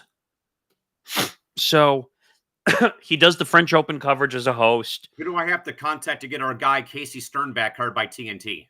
Let's go. Make it happen. Yeah, really. Casey would never do shit like this at all. I used to watch Casey all the time. Like he was great at doing the MLB postseason show. He was phenomenal. He was great. But he would never do shit that Lefko did on air at all. Never. This would never fly. And I don't understand. Well, I'll tell you why it makes sense. Because the stupid idiot in charge, I can't remember his name at TNT, the one who let the NBA go down, Zaslav. He's not paying attention to anything that's going on there right now. It's like a big giant free-for-all over at Warner Brothers Discovery. By the way, Nick, I think we should have brought this up, though, but I'll give us a quick little wee-woo. I guess Pat McAfee further threw colleagues under the bus this morning per Yahoo Sports. McAfee, when asked about ESPN personalities like Mike Greenberg, SVP, and SAS, encouraging fans to pressure YouTube TV into a deal, McAfee went ballistic, saying in part, "Stop telling people to go to a website to save a multi-billion-dollar deal. Nobody cares what you have to say." And I think, Nick, that Pat McAfee, despite how people may not like him, is speaking for the people of the sports world right here and right now today. I'm trying to see if I can find the audio because I think he does talk about it. Oh, this is an 8-minute clip. Yeah. I mean, we could watch this a little bit if you want. You know what? I'm not going to deal with that right now. That's too much headache. But he basically got mad at ESPN executives and the host, like basically selling out for the desperation of YouTube TV. That's not employees' jobs. No. To do your dirty work because you're not on a network that you can't make a deal with. But somehow they do it because they're corporate shills. I mean, I love SVP. One of the best at the company. He might be getting a 5 p.m. Eastern time show very soon. But he shouldn't be out here trying, telling the general population to help the multi-billion-dollar ship that's sinking right now in the ocean to go and save us, with, flares and lifeboats and a rescue vessel being nearby, for heaven's sakes. That's not his job. It's not his job. And this is not going to end. We have an update, by the way. Yeah. The Athletics' Joe Vardon, or Vardone, NBA, has officially confirmed that members of the NBA front office, not Adam Silver, are officially in Washington, D.C. today, despite the shutdown of the government, to brief congressional members about the league's ongoing illegal betting scandal, per two unnamed sources briefed on the matter at hand, telling The Athletic today. In part, I'll read part of it here. Lawmakers, most if not all of whom are not on Capitol Hill because of the ongoing shutdown, are not able to attend the meeting. The meeting, though, per reports, is with the U.S. House of Representatives for Energy and Commerce Committee, began today at 3 o'clock Eastern, so at noon today when we took the air here on Press on the West Coast, and ended only an hour later. Attorneys for both the league and the committee, as well as a consultant representing the NBA, are now involved in today's briefing, said a congressional source, who also said that Mark Tatum was not at the briefing either, open and close quote. So we'll keep an eye on that, though, Nick, but not much of a surprise, because I think that we had talked about, though, that there was some talk about Congress wanting to, have Adam Silver come and talk to them about what had gone on with the scandal. Obviously, this was more of like a introductory briefing. Hey, we'll keep it to an hour. Government shutdown still. We'll do what we can right now. But I think I'm a bit more perplexed, though, Nick. NBA reps go there, but why the hell is the commissioner and the deputy commissioner not even there in the first place? Like, what gives? I mean, are we really surprised that the two of them are not there? Like, come on. Like, it shows you that they just don't care. It shows you that they don't have any integrity left or any ounce of humility left to protect the reputation of the NBA. So we'll keep an eye on that story, though, folks, and hopefully bring you an update next week when we come back here next week as part. And by the way, before we do, in fact, move on here, we will be back. We will be back, though, next Wednesday. But, Nick, next Wednesday is a pretty big day for Playback, as it's going to be Playback's big day, where I think we're going to be having a lot of cool things, including I wish we were doing WNBA games again, but 2 NBA games next Wednesday. More importantly, Nick, it's also Playback's big day out, I think is what they're calling it. Yeah, so Playback's big day. They're promoting, trying to get more people on the platform so they can build this to more partners for the leagues so that we can gain more professional sports TV rights and stuff. So the goal is break NBA viewership records across Playback, YouTube, Twitch, Kick, and X. We want to prove the future of sports belongs to fans and creators, not behind paywalls.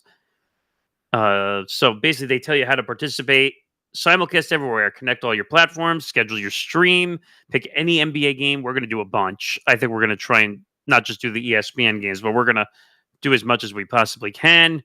Recruit got people. A lot of good games next Wednesday, too, by the way.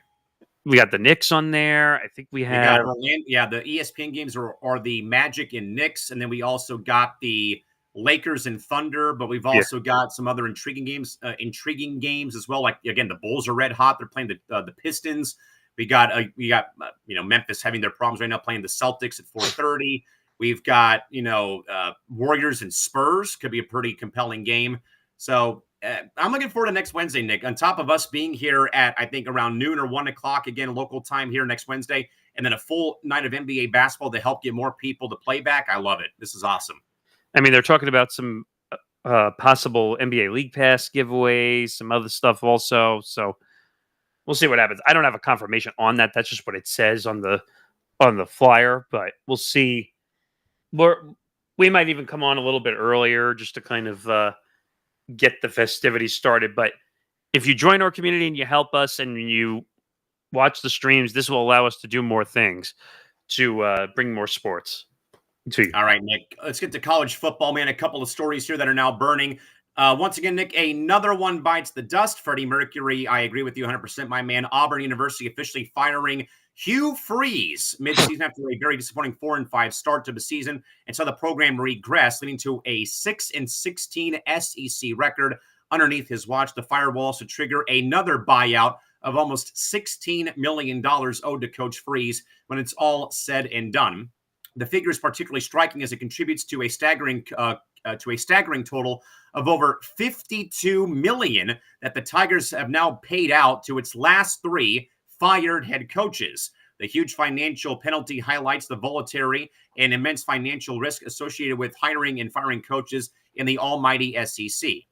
So, Nick, following this buyout for 3 coaches at Auburn, has the financial pressure to win now completely wrecked any chance of long-term stability in college football's most competitive jobs, mainly, Nick, in the SEC?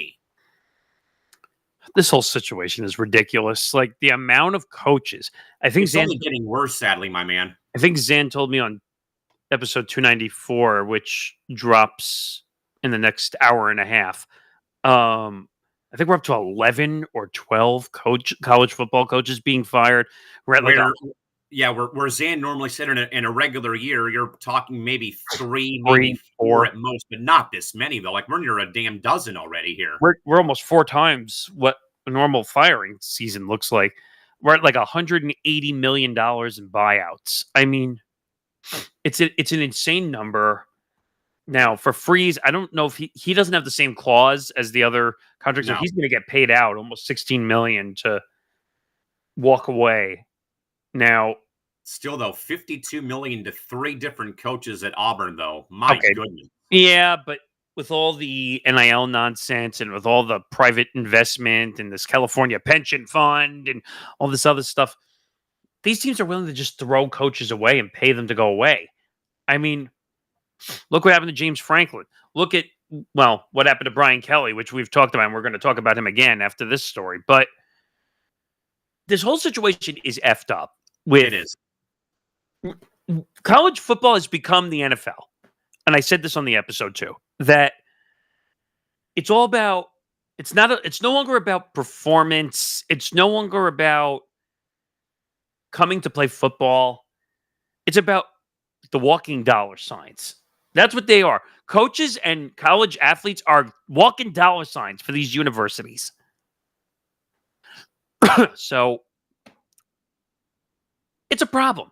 It's a massive problem that we treat these athletes and these coaches like shills. And it's no longer like I come to play for the love of the college game.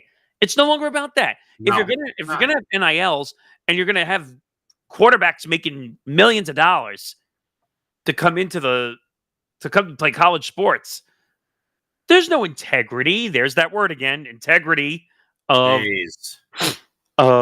the situation anymore. It's about where can I make the most money, and then how do I get the NFL so I can take my endorsements with me? Look at Caitlin Clark, even though it's a separate sport. How many endorsements did she have eventually? Yeah. And now she has them all in the W. But look at these college quarterbacks making 1.5, 2.5. Some making 7 or 8. Why am I forgetting the quarterback's name in Michigan? Bryce Underwood. Bryce Underwood, who got what, like $13 million? That's an NFL salary. It's not a college football salary. First of all, that sounds ridiculous, and I'm even saying a college football salary. But like Zan and I were even discussing, like, should the NIL athletes be made employees of? Oh, stop! What? No, stop! No. They're making the money like they should be. I know. And there was talk of, I think, Dartmouth men's basketball and USC football trying to unionize. You're talking about unionizing, which is what I think Penn State tried to do that too at one point. First of all, that never works. That's never going to happen. Oh, give me benefits. Give me health care. You're only there for maybe a year before you transfer. Like, what good does that do?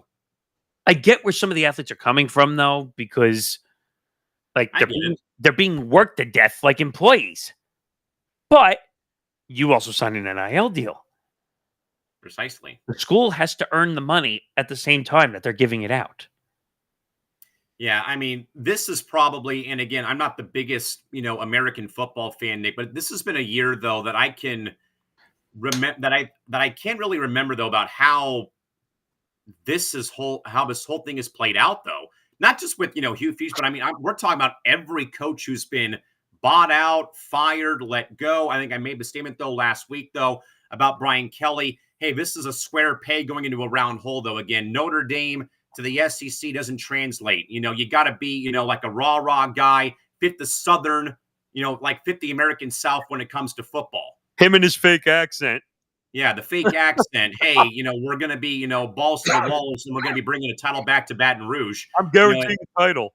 Yeah, and that didn't work. And then again, like we said, though, again, the off-the-field drama, again, people questioning his character and integrity. There's that word again once more for the like 10th time in the 2 hours that we've been on the air so far. It all goes back to the word integrity, though, because we don't even think about whether we're winning or losing games anymore. We're thinking about if we're losing money or making money. I mean, this is why I don't like the AP poll, and I've said this a million times. Like, I love when the CFP poll finally takes over because even though it's that's when it really begins to matter. But let me be clear, and Xanis said this too. He's the big college football guy, and on our Forever Power 5 show, which airs on Friday, that the polls are not even done correctly. No, like. It's all a branding exercise, okay? Notre Dame has how many losses? 2, 3 at this point? I think it's 2. I mean, I'll look it up really quick. But there are teams below them that are undefeated or have 1 loss. And Notre Dame is currently 10th right now. And if the playoff began today, they'd be playing at BYU. Which makes no sense, okay? You realize that college football is the only sport where they actually rank the losses. Right. It's not about wins. It's about how many times have you lost.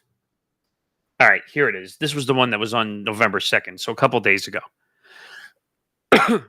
So Notre Dame is 10 at 6-2. Sheesh. Oklahoma's 7-2. Virginia's 8-1. Texas is 7-2. Louisville is 7-1. This is all below Notre Dame. And this is in the top 25 before the playoff rankings came out on Tuesday, right? Right. This was on the 2nd, the last time the last AP poll came out. Georgia Tech is 8-1. And they're behind Notre Dame. They're behind Notre Dame. And stop with this malarkey of this loss should count higher because you played a team that was way more difficult.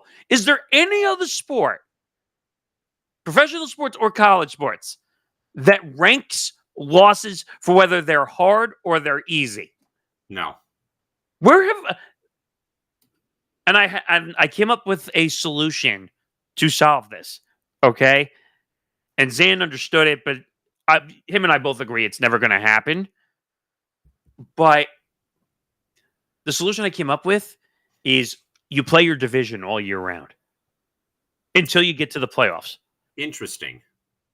That way, every loss counts the same way because you're playing your division. So in a way, Nick, your conference. Yeah, it'll be your conference. So, but in a way, though, that ties into what I think we were going to bring up the story, though, but it didn't make the rundown a couple weeks ago. There's talk that the U.S. Soccer Federation wants to reclassify and realign college soccer, where you only play regional opponents until you get to the playoff of the College Cup. So that would mean that all the West Coast conferences, the WCC, Mountain West, no, not Mountain West, WCC, Big West, the Pac-12 next season, and the WAC would only play each other. So that would be that'd be all of the West Coast, Rocky Mountain Range, and part of the Midwest, and then you'd have the Big 12 and all of them do that. That actually, Nick, that could actually work. I think if you do it the right way, though, for college football, but I doubt they will because, well, hey, what about USC Notre Dame? What about Navy versus Army? What about Navy versus exactly. About those rivalries. I don't care. What does that do for me as a fan? Nothing. And I just saw, I think it was a couple of weeks ago, USC and Notre Dame signed because these rivalries signed pacts to play for. The other thing is, no more making of the schedules on your own accord, either. Does that mean that you would not be that in your world that you can't schedule a game for like 5 years down the road? Yeah. Okay. I don't want to see a clown show game either anymore on the schedules. I don't want to see any pay-for-play carnival circus clown show games where you pay a team to show up. Don't remind me.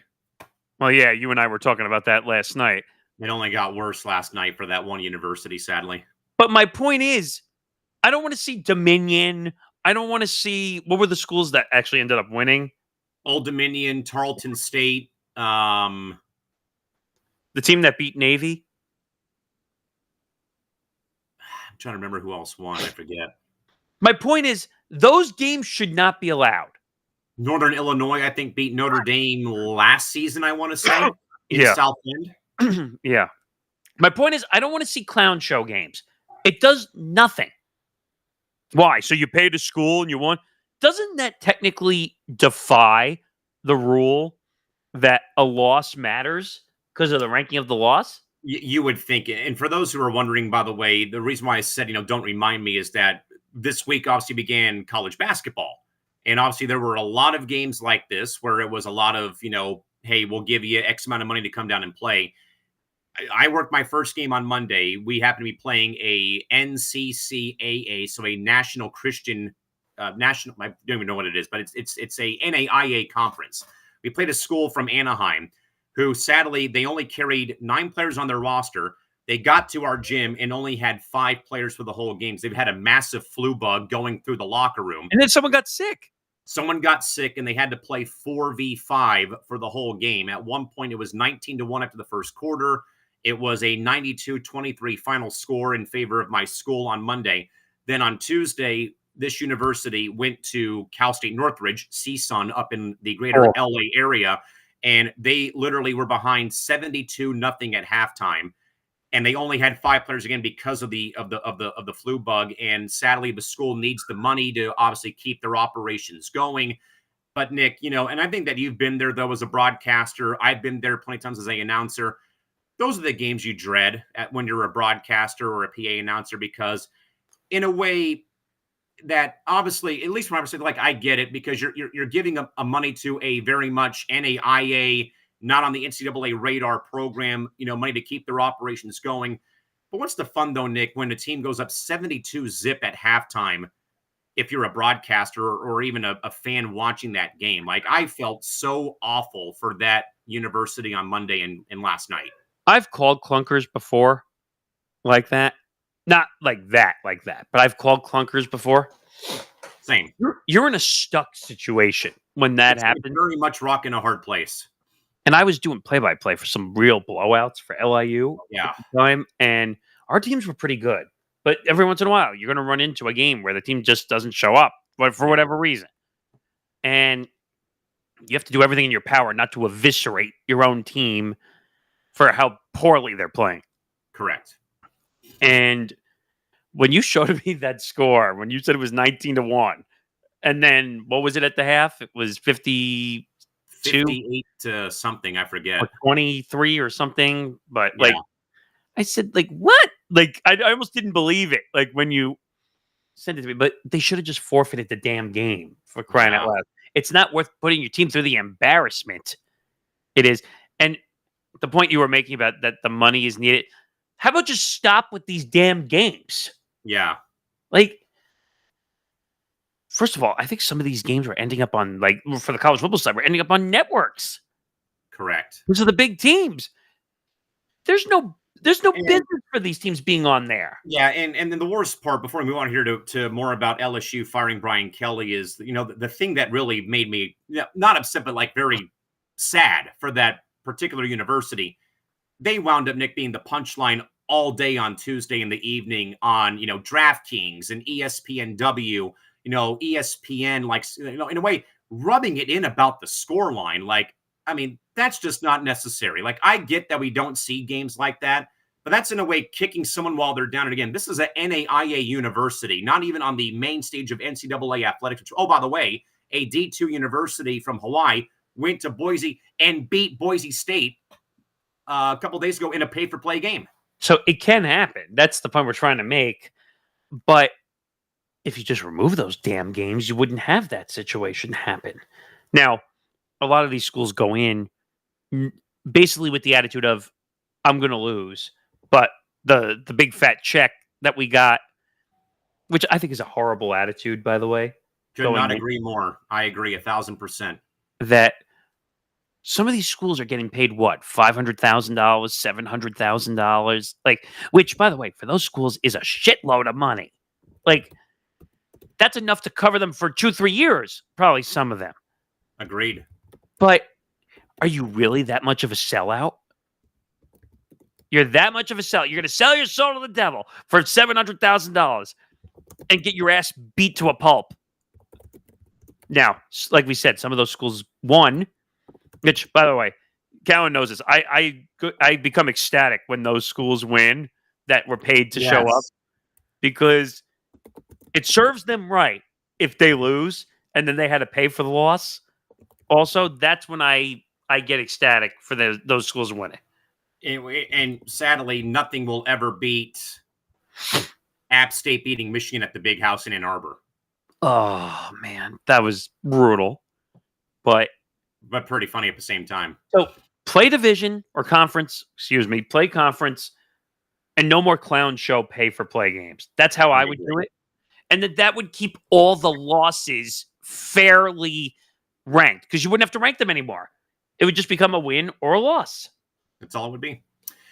Nick, staying though in college football, it's gotten a little bit more uglier in the state capital of Louisiana in Baton Rouge. But the LSU administration was forced to hold a emergency press briefing to publicly announce they are distancing themselves from highly controversial remarks made by the Louisiana state governor following Brian Kelly's firing last Sunday. The governor had suggested that taxpayer money might be used to cover Kelly's estimated $53 million buyout, and also demanded that LSU not include major guaranteed buyouts in the next coach's contract. Compounding the issue further, the governor's meddling is also reported to have led to the exit of the LSU AD, turning a coaching search into a political crisis and game of political football. Nick, in the hyper-local world of college sports, when does a state's governor interest in a major football program cross the line into administrative and financial interference? By the way, Nick, we do want to mention real quick, following LSU women's basketball's first game of the year, Kim Mulkey was visibly upset hearing that the AD got fired, by the way, after the game was over. Yeah, and I hate to sound that way, but like, this is par for the course now.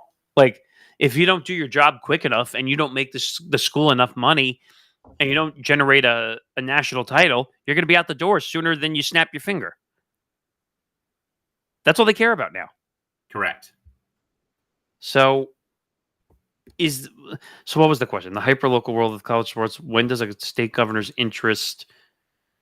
It already has crossed the line. Let's put it that way. Yeah, it already has. I mean, it's kind of gotten uglier now as the days have gone on. Crossing the line, they've jumped over the line, not just crossed it. Like they're touchdown. Like they're so far over the line. I think they're all the way across the room in another dimension somewhere.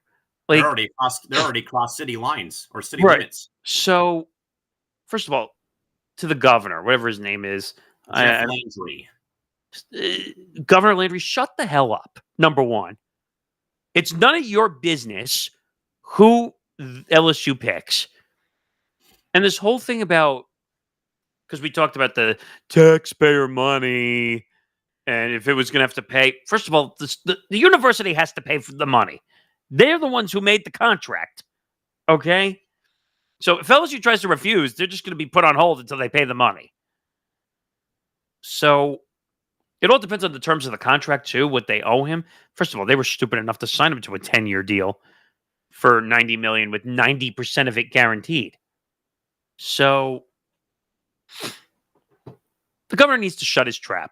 This has nothing to do with him. He went on Pat McAfee. He got his 25 seconds of fame. If that.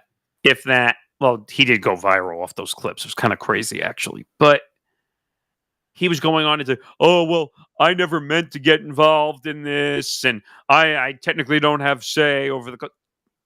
Stop. Why did you get yourself involved if you didn't want to be part of the process? If the excuse is going to be, well, hey, I'm the governor of the great state of Louisiana, and this happened at Louisiana State University, I have every right to stick my nose into it. No, you don't. Are you a part of the athletic department? I don't think so. Stay in your lane, buddy. Shut up. I think he might be on the board, though. I'm not sure. Even then, is it only because it's a state university problem? I don't think so. I don't care. I'm going to look this up, but because I don't remember.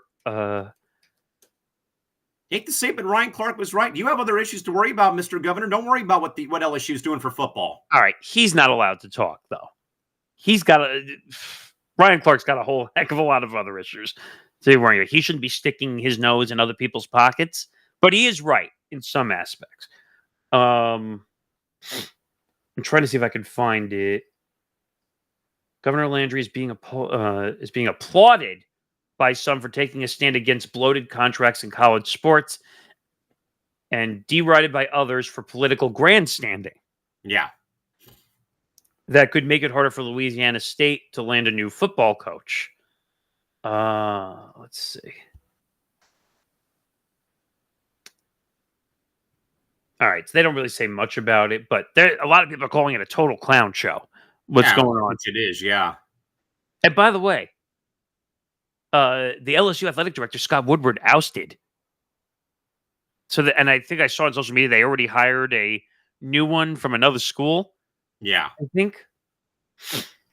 I feel bad for that. And by the way, they already gave the athletic director, the new one, power to hire or fire the next coach. I don't think Woodward had that power. I don't think so either.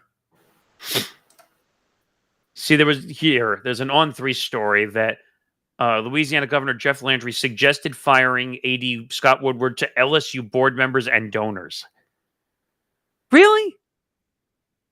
Since when did the governor feel like he could just step in? I get it. Governor, big bad governor, I have this power. Louisiana State University, governor of the state of Louisiana infiltrating what LSU is doing. I get it. They shouldn't be. But for the governor, this says the governor called for Woodward's firing alongside Brian Kelly during a secret meeting held inside the Louisiana governor's mansion with select LSU board members, boosters, and university administrators, not counting Woodward. Unbelievable. And according to Ross Dellinger, Landry has long held a personal vendetta against the current LSU AD, which was Woodward, that reportedly reached its breaking point. So now all of a sudden it became personal because of a vendetta. That reportedly reached its breaking point after Woodward reportedly refused to rehire former LSU men's basketball coach Will Wade last spring. Wait a minute. Whoa. Wait a minute. Time out.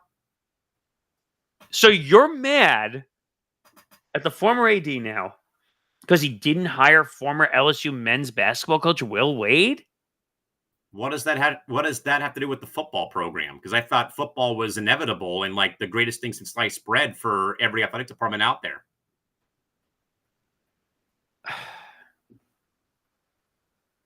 It also says here he's got it out for him, a top Louisiana political figure with knowledge of their relationship. Quote, this governor picks fights and he never forgets a slight. So that means, God, I could think of a couple of people we used to have here who used to hold slights on everybody. But this is crazy. Like, bonkers. So basically, if he gets wronged, he doesn't forget it. Yeah. And if people forget, Woodward fired Wade in March of 22 after LSU was served with an NCAA notice of allegations. Remember that vaguely. For alleged rules violations. Where is it? Rules violations committed by Wade related to the infamous FBI probe into corruption inside college basketball. And Wade was caught on tape promising a strong-ass offer to then recruit Javonte Smart during a wiretapped conversation orchestrated by the FBI in 2017.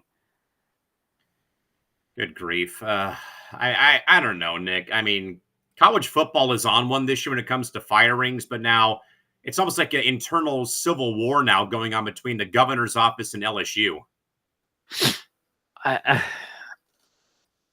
the governor should not be involved. Thank you. I agree 100%. F your reasoning of state governing university. Who gives a shit? It's a college program. It's a college sports program. That's what the AD. I'm sorry. Last time I checked, AD means athletic director of a school. Yeah. Not that the governor can come in and stick his big fat nose where it doesn't belong. SEC, whole different animal.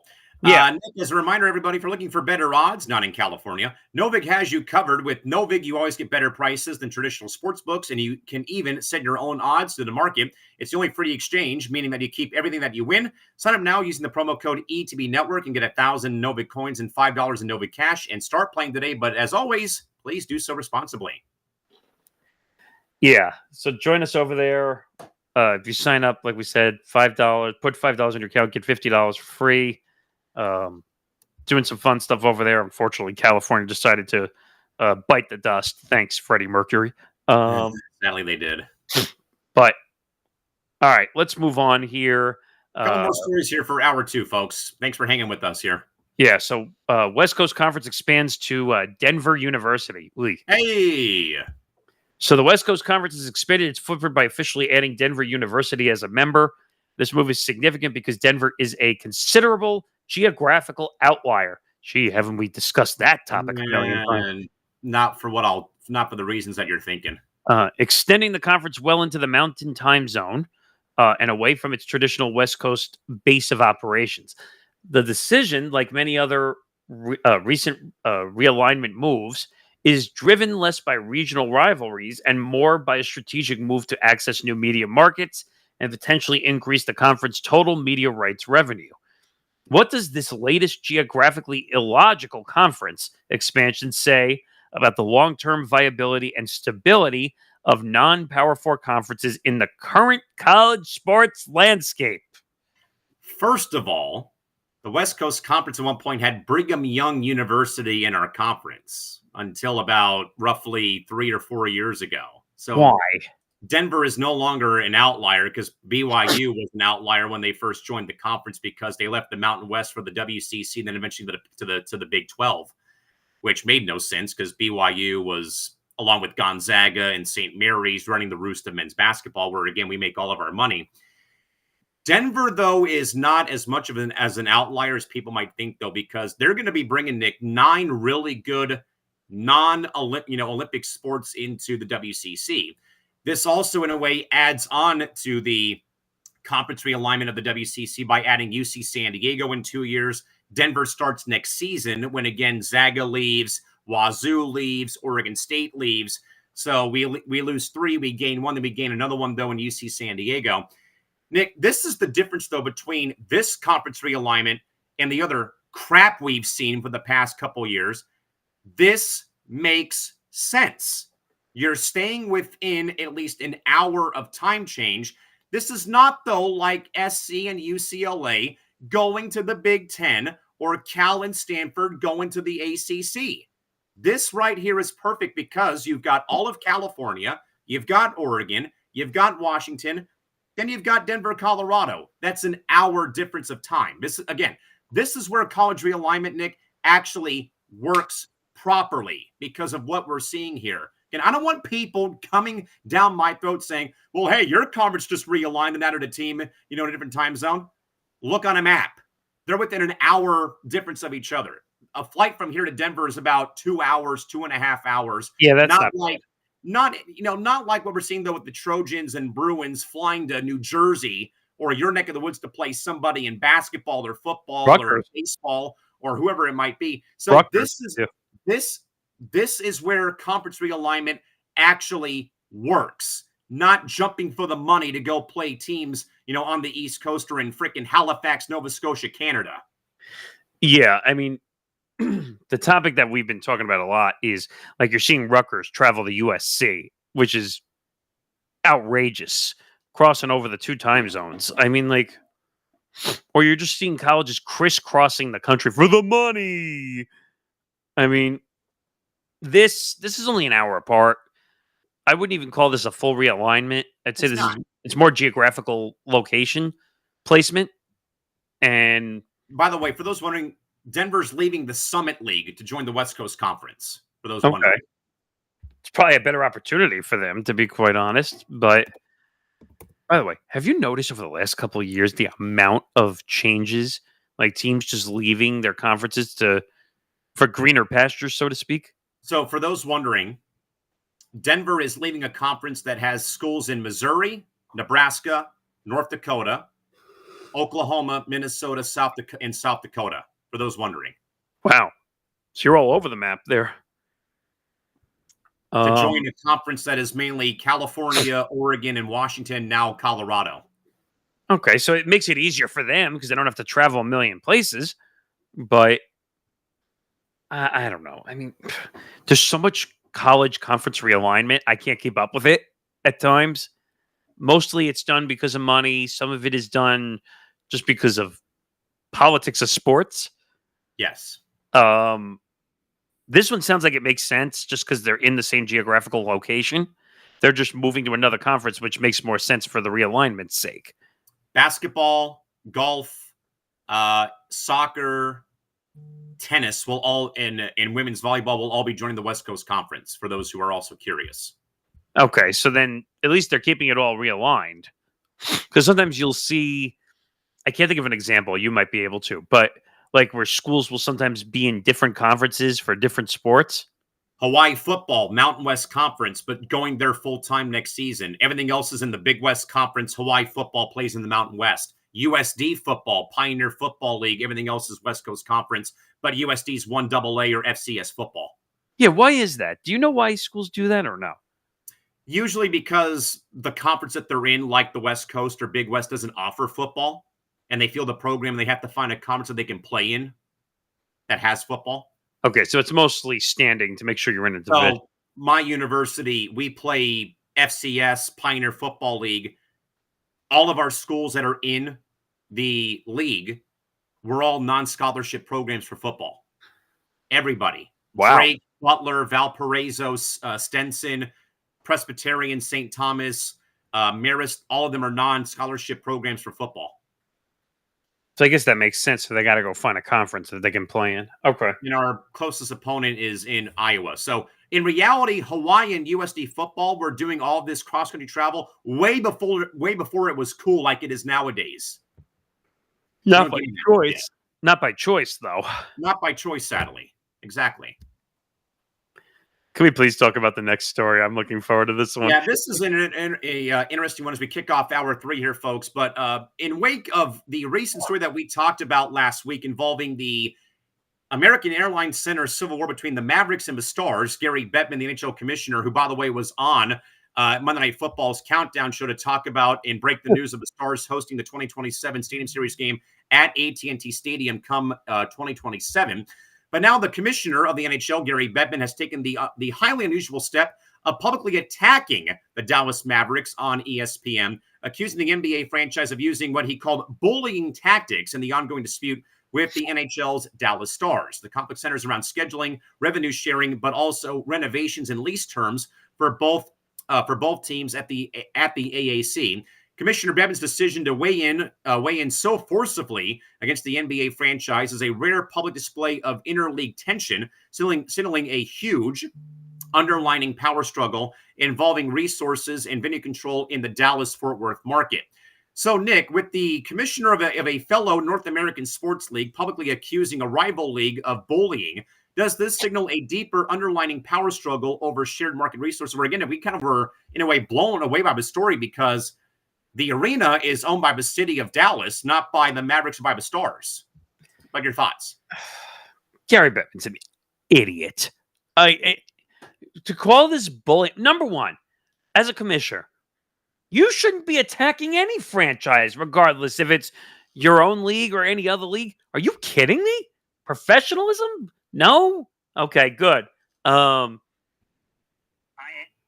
So I don't get this at all. Like, what an asshole that he went out and said the Mavericks are, but first of all, I guarantee you the Mavericks are making more money than the Stars are right now. I'm just going to say that. Like, I would slightly beg to differ just for the fact of every game that you watch the Mavericks, they chant fire Nico, and the Stars have been in the Western Conference Finals 4 years in a row. But I think they made more in the long run, being around, being in the playoffs more, I think. Maybe. I mean, they did get to an NBA final, and the Stars haven't been to a Cup final since either 99 or, I think, 99 when they beat Buffalo in controversial fashion. I just don't get this because the Mavs want to make improvements to AAC. And the Stars are just saying no? Like, why would you want improvements for? I think, now I will say this. The commissioner should not have said what he said. I mean, you were there, Gary Bettman, you were there to promote the fact that the Dallas Stars are going to be hosting the Stadium Series game at Jerry's World in 2 years. Not to go there and publicly bash the NBA franchise in that market, for heaven's sakes. Where, again, Nick's of the belief that they've made more revenue than the Stars probably have. Where, again, the Stars have been more relevant when it's come to playoff success and division championships and not having the team, wanting the GM fired because of the trade of Luka Doncic and, again, holding that grudge against the franchise and the organization. Well, Cooper Flag's going to be fine as time goes on, though.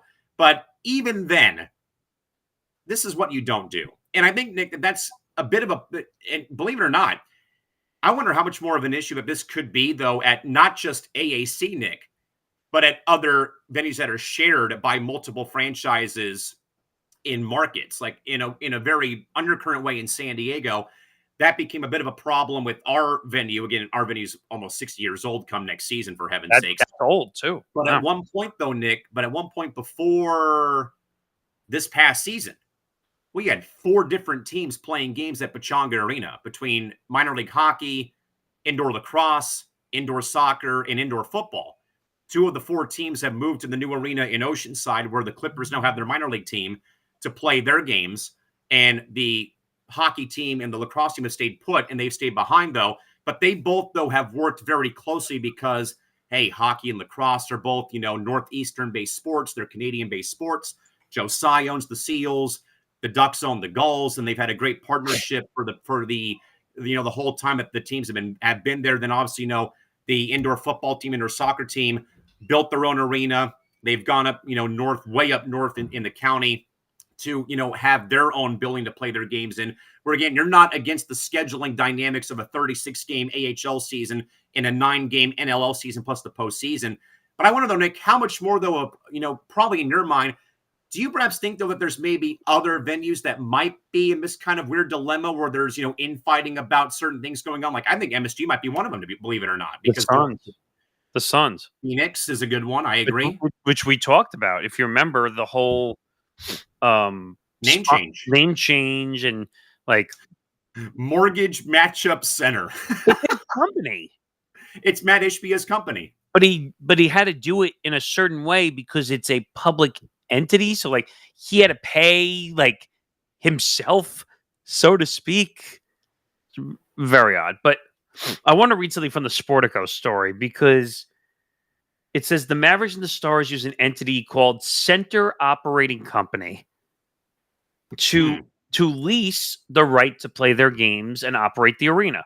In a lawsuit filed in the Business Court of Texas, the Mavericks contend they should be recognized as the sole owner of Center Operating Company because of an alleged breach by the Stars. Now, you're probably asking, what is the breach, right? So, now, what is the breach? The Stars are accused of, quote, uprooting their headquarters to Frisco. Yes, we talked about that last week. And then we also talked, I think, that there was now a public rumor that the Stars might move to Plano, Texas by 2031 and build a new arena. So it says, which is about a half an hour away from Dallas as part of an alleged exploration of potential new arena options in Frisco, Plano, which is what we talked about, Fort Worth, and other locations. As described by the Dallas Mavericks, the lease requires each team to maintain its headquarters in Dallas. I have a solution, but continue. The Mavericks also maintain that the Stars are, quote, holding the American Airlines Center hostage by not authorizing investments for maintenance and improvements. Arena employees are also allegedly hurt by the Stars, who are portrayed as vetoing annual bonuses. I might have a solution. Well, there's more. Yeah, continue. Oh, wait, there's more. Okay, Billy Mays. Some of the longtime and knowledgeable employees the Mavericks warn are now, quote, polishing their resumes and seeking new jobs. The Mavs seek, among other remedies, a court declaration that they have redeemed the Stars' interest in Center Operating Company. The Stars offer a starkly different account of the situation. The team contests the Mavericks' portrayal of facts and describes the Mavs as attempting a, quote, hostile takeover of their shared control of the arena. The Stars also point out what they describe as substantial monetary investments in the arena in recent years. The litigation essentially amounts to disputed interpretations of contractual language. All right. Can we just admit that this is a pissing contest between the two franchises?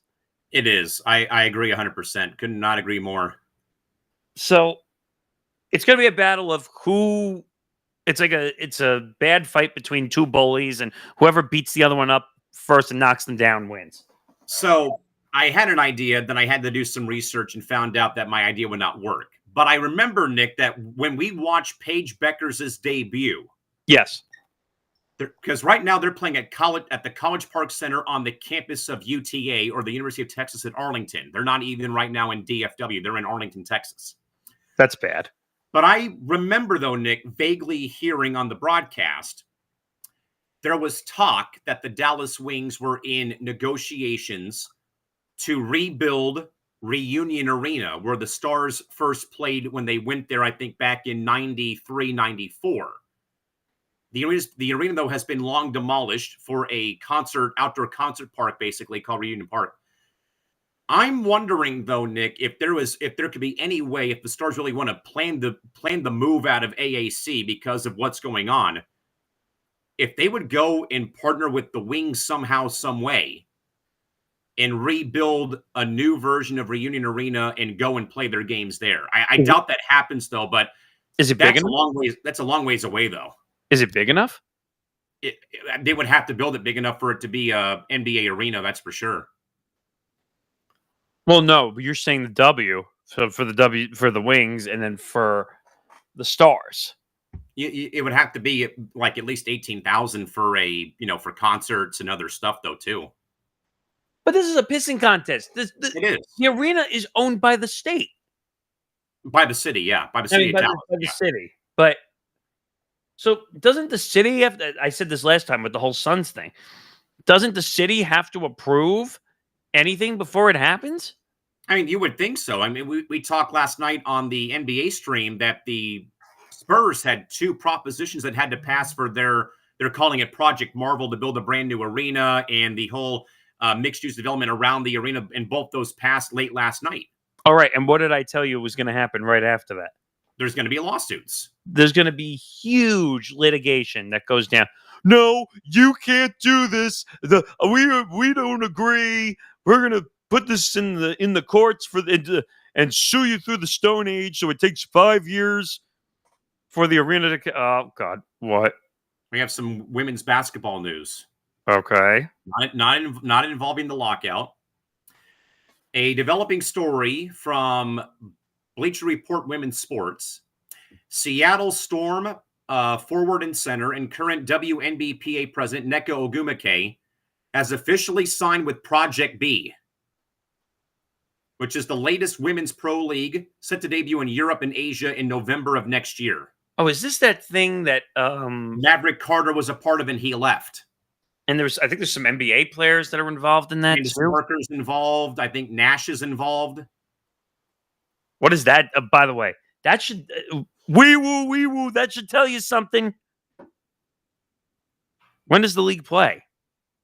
So per BR Women's Sports, Nneka has signed for an unknown amount of money, though the league is reportedly offering salaries higher than those currently available in the W, part of the new CBA agreement. Project B season would not overlap with the WNBA schedule.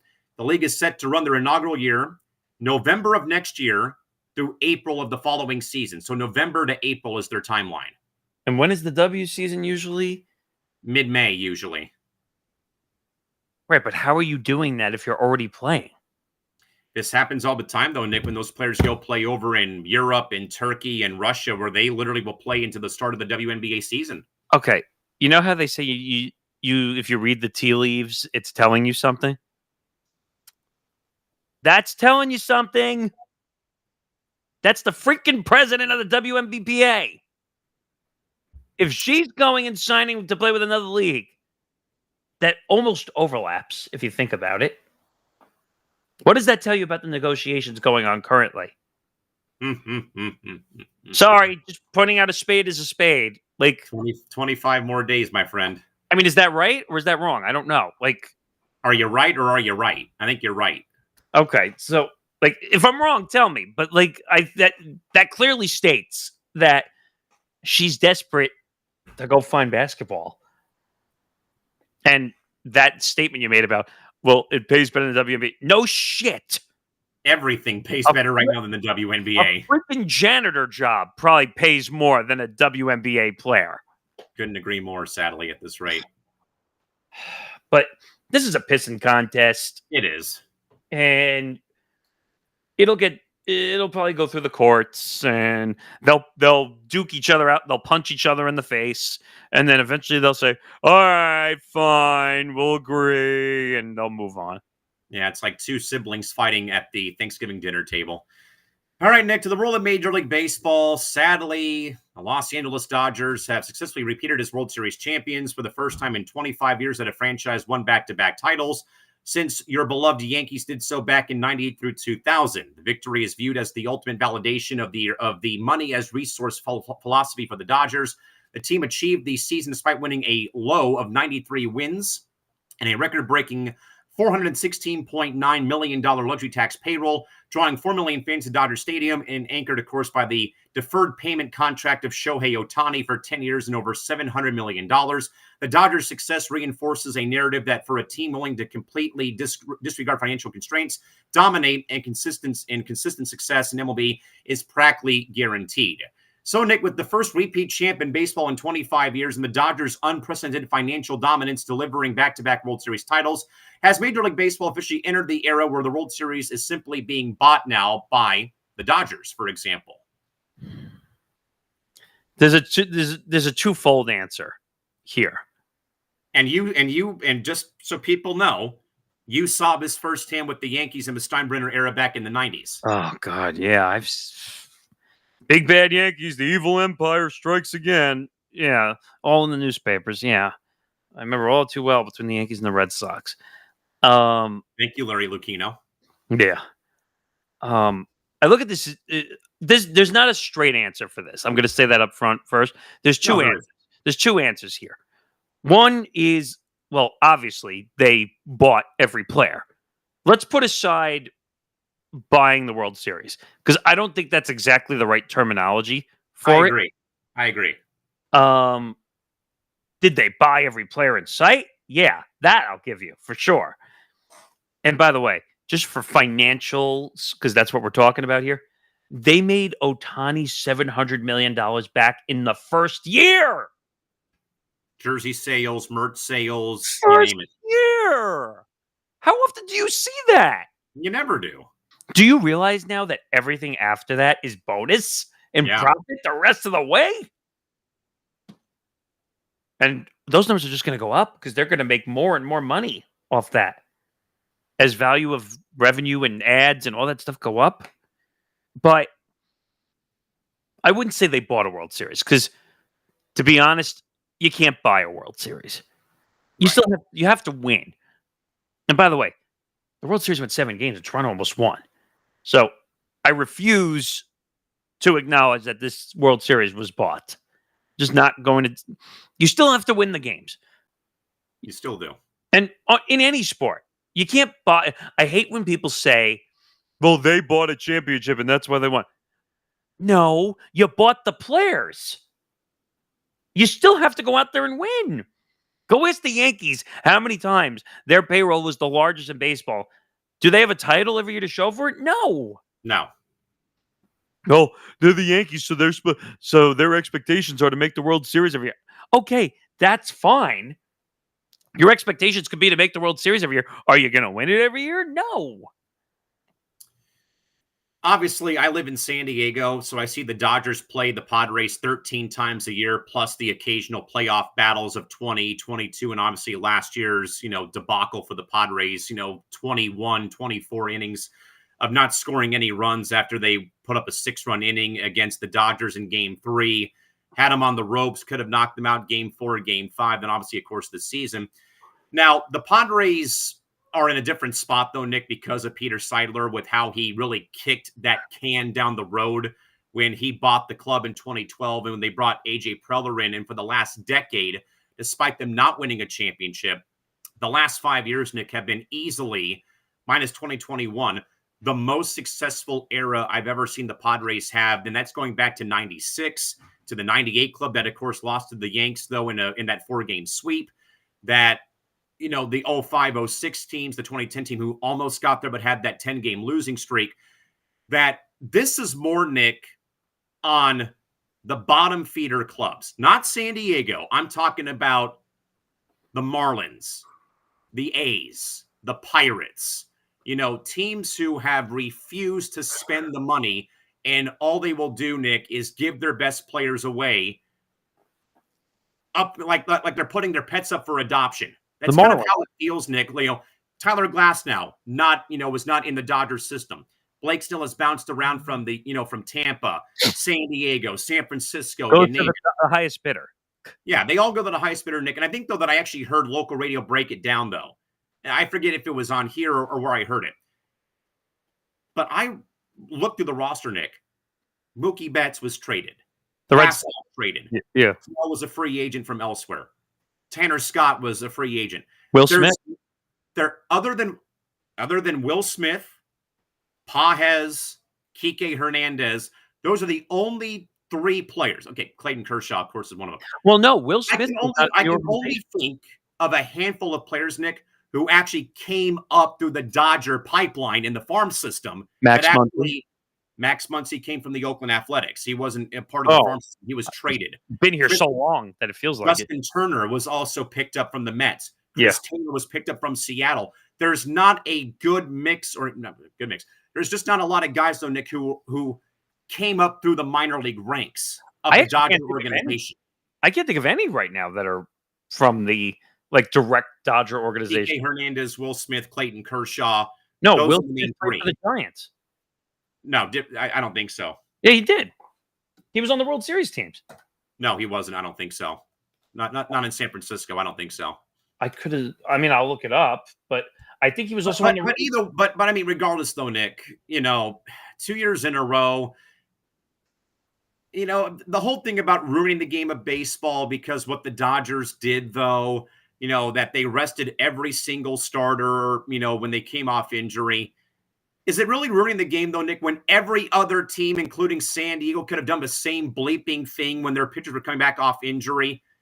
I mean, sadly, Nick, it is what it is right now. They're playing with, yes. Do they have the financial backing of the TV contract and owners who don't care and their GM and, the very much pompous ass attitude of Dave Roberts and Kike Hernandez, and then, the very bogus head, commentary of Glasnow and Snell. Hey, you can't beat them, join them. Like, what does it really say about you guys, though, when you leave other markets like you did, though, to go and play for the Dodgers?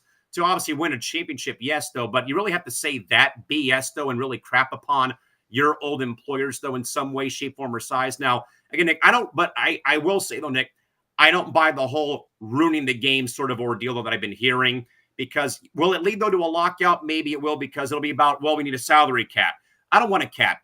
Give me a floor to spend, Nick, where every damn team out there has to get to a minimum threshold to at least make the scales tip a little bit more this way as time goes on. But I don't know, Nick, what's going to happen, because, frankly, I don't want to worry about baseball right now because, again, they're going to be stuck in their own purgatory pretty soon. I don't care about spring training schedules coming out today. I want a reprieve from baseball. And it's not because my team didn't win the World Series again and that the Dodgers won it again. I'm just burnt out by it right now at this rate. Yeah, I mean, the BS of politics in baseball, Rob Manfred not running it correctly, too busy making too many TV deals where you don't know where's what. I mean, heck, we've already said this already. Yankees Giants, which is opening day next year, is exclusively on Netflix. And it's the only game of the day. But Netflix! Who cares? I'm a Yankee fan. I don't think I'm going to watch it on Netflix. And first of all, they should treat this like football, where, even though it's on Netflix, there should be local availability for fans. Because even though Thursday night football is on Amazon, and by legal law, they put the game on in the 2 markets where the game has to be, because they have to do it legally. Major League Baseball, they don't do that. No. They should. So, if you're a Padres fan, but they're on, I don't know, what's exclusive platforms that they would do this for? Apple TV Plus, for example, Roku. I mean, they don't have Apple TV Plus anymore. I know, I'm just thinking off the top of my head, Peacock, for example, at one point. Okay, so if they were on Apple TV Plus, if this was an NFL standard, the games would then have to be on the Padres and then whatever other. Yeah, the visiting team feed and then the Padre feed. Yeah, but they don't do that though. No. I need a break, like you said, from baseball. Yeah, I think it's just this is not Dodger fatigue yet. It's more of just baseball burnout, because if they make the World Series again, yes, it will be Dodger fatigue. And then you might have to debate whether the money being spent was, I'm never going to say bought a World Series, but you could debate that they have too much power and too many resources. That Yeah, you could, and if it was really bought, I mean, the club had their lowest win total, Nick, since they lost to Boston in the 2018 World Series. They won 93 games this season. and if it was really bought, why didn't they sweep the World Series like everyone was saying they were going to? Yeah, and it went to 7 games. Like, that's kind of telling you something. Toronto was playing good baseball too, like until they ran themselves out of too many innings and they had bad decisions on the base paths. And by the way, just to everyone, because I feel like gloating right now, for everyone who went after me for the Joe Davis stuff and the John Smoltz stuff. And actually, can we play that clip? Because I didn't know if that was part of what we were actually going to talk about, but you and I have gotten on Joe Davis many times.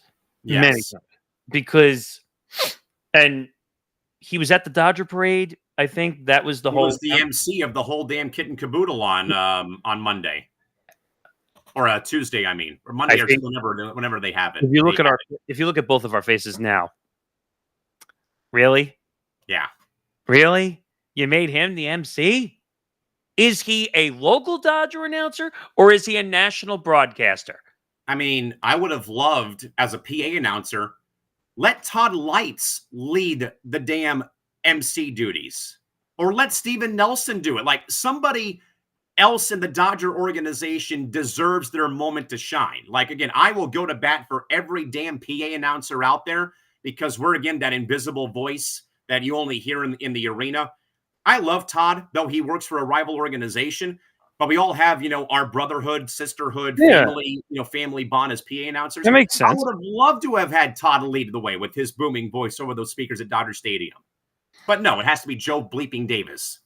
Well, it's almost like he's a paid shill inside the organization. Like, it's starting to turn into that. But I got absolutely obliterated on our 2 TikToks, which, by the way, I'm going to look that up quickly before we, as my phone continues to blow up from the 2 clips. Yeah, we still have a lot of ground to cover here.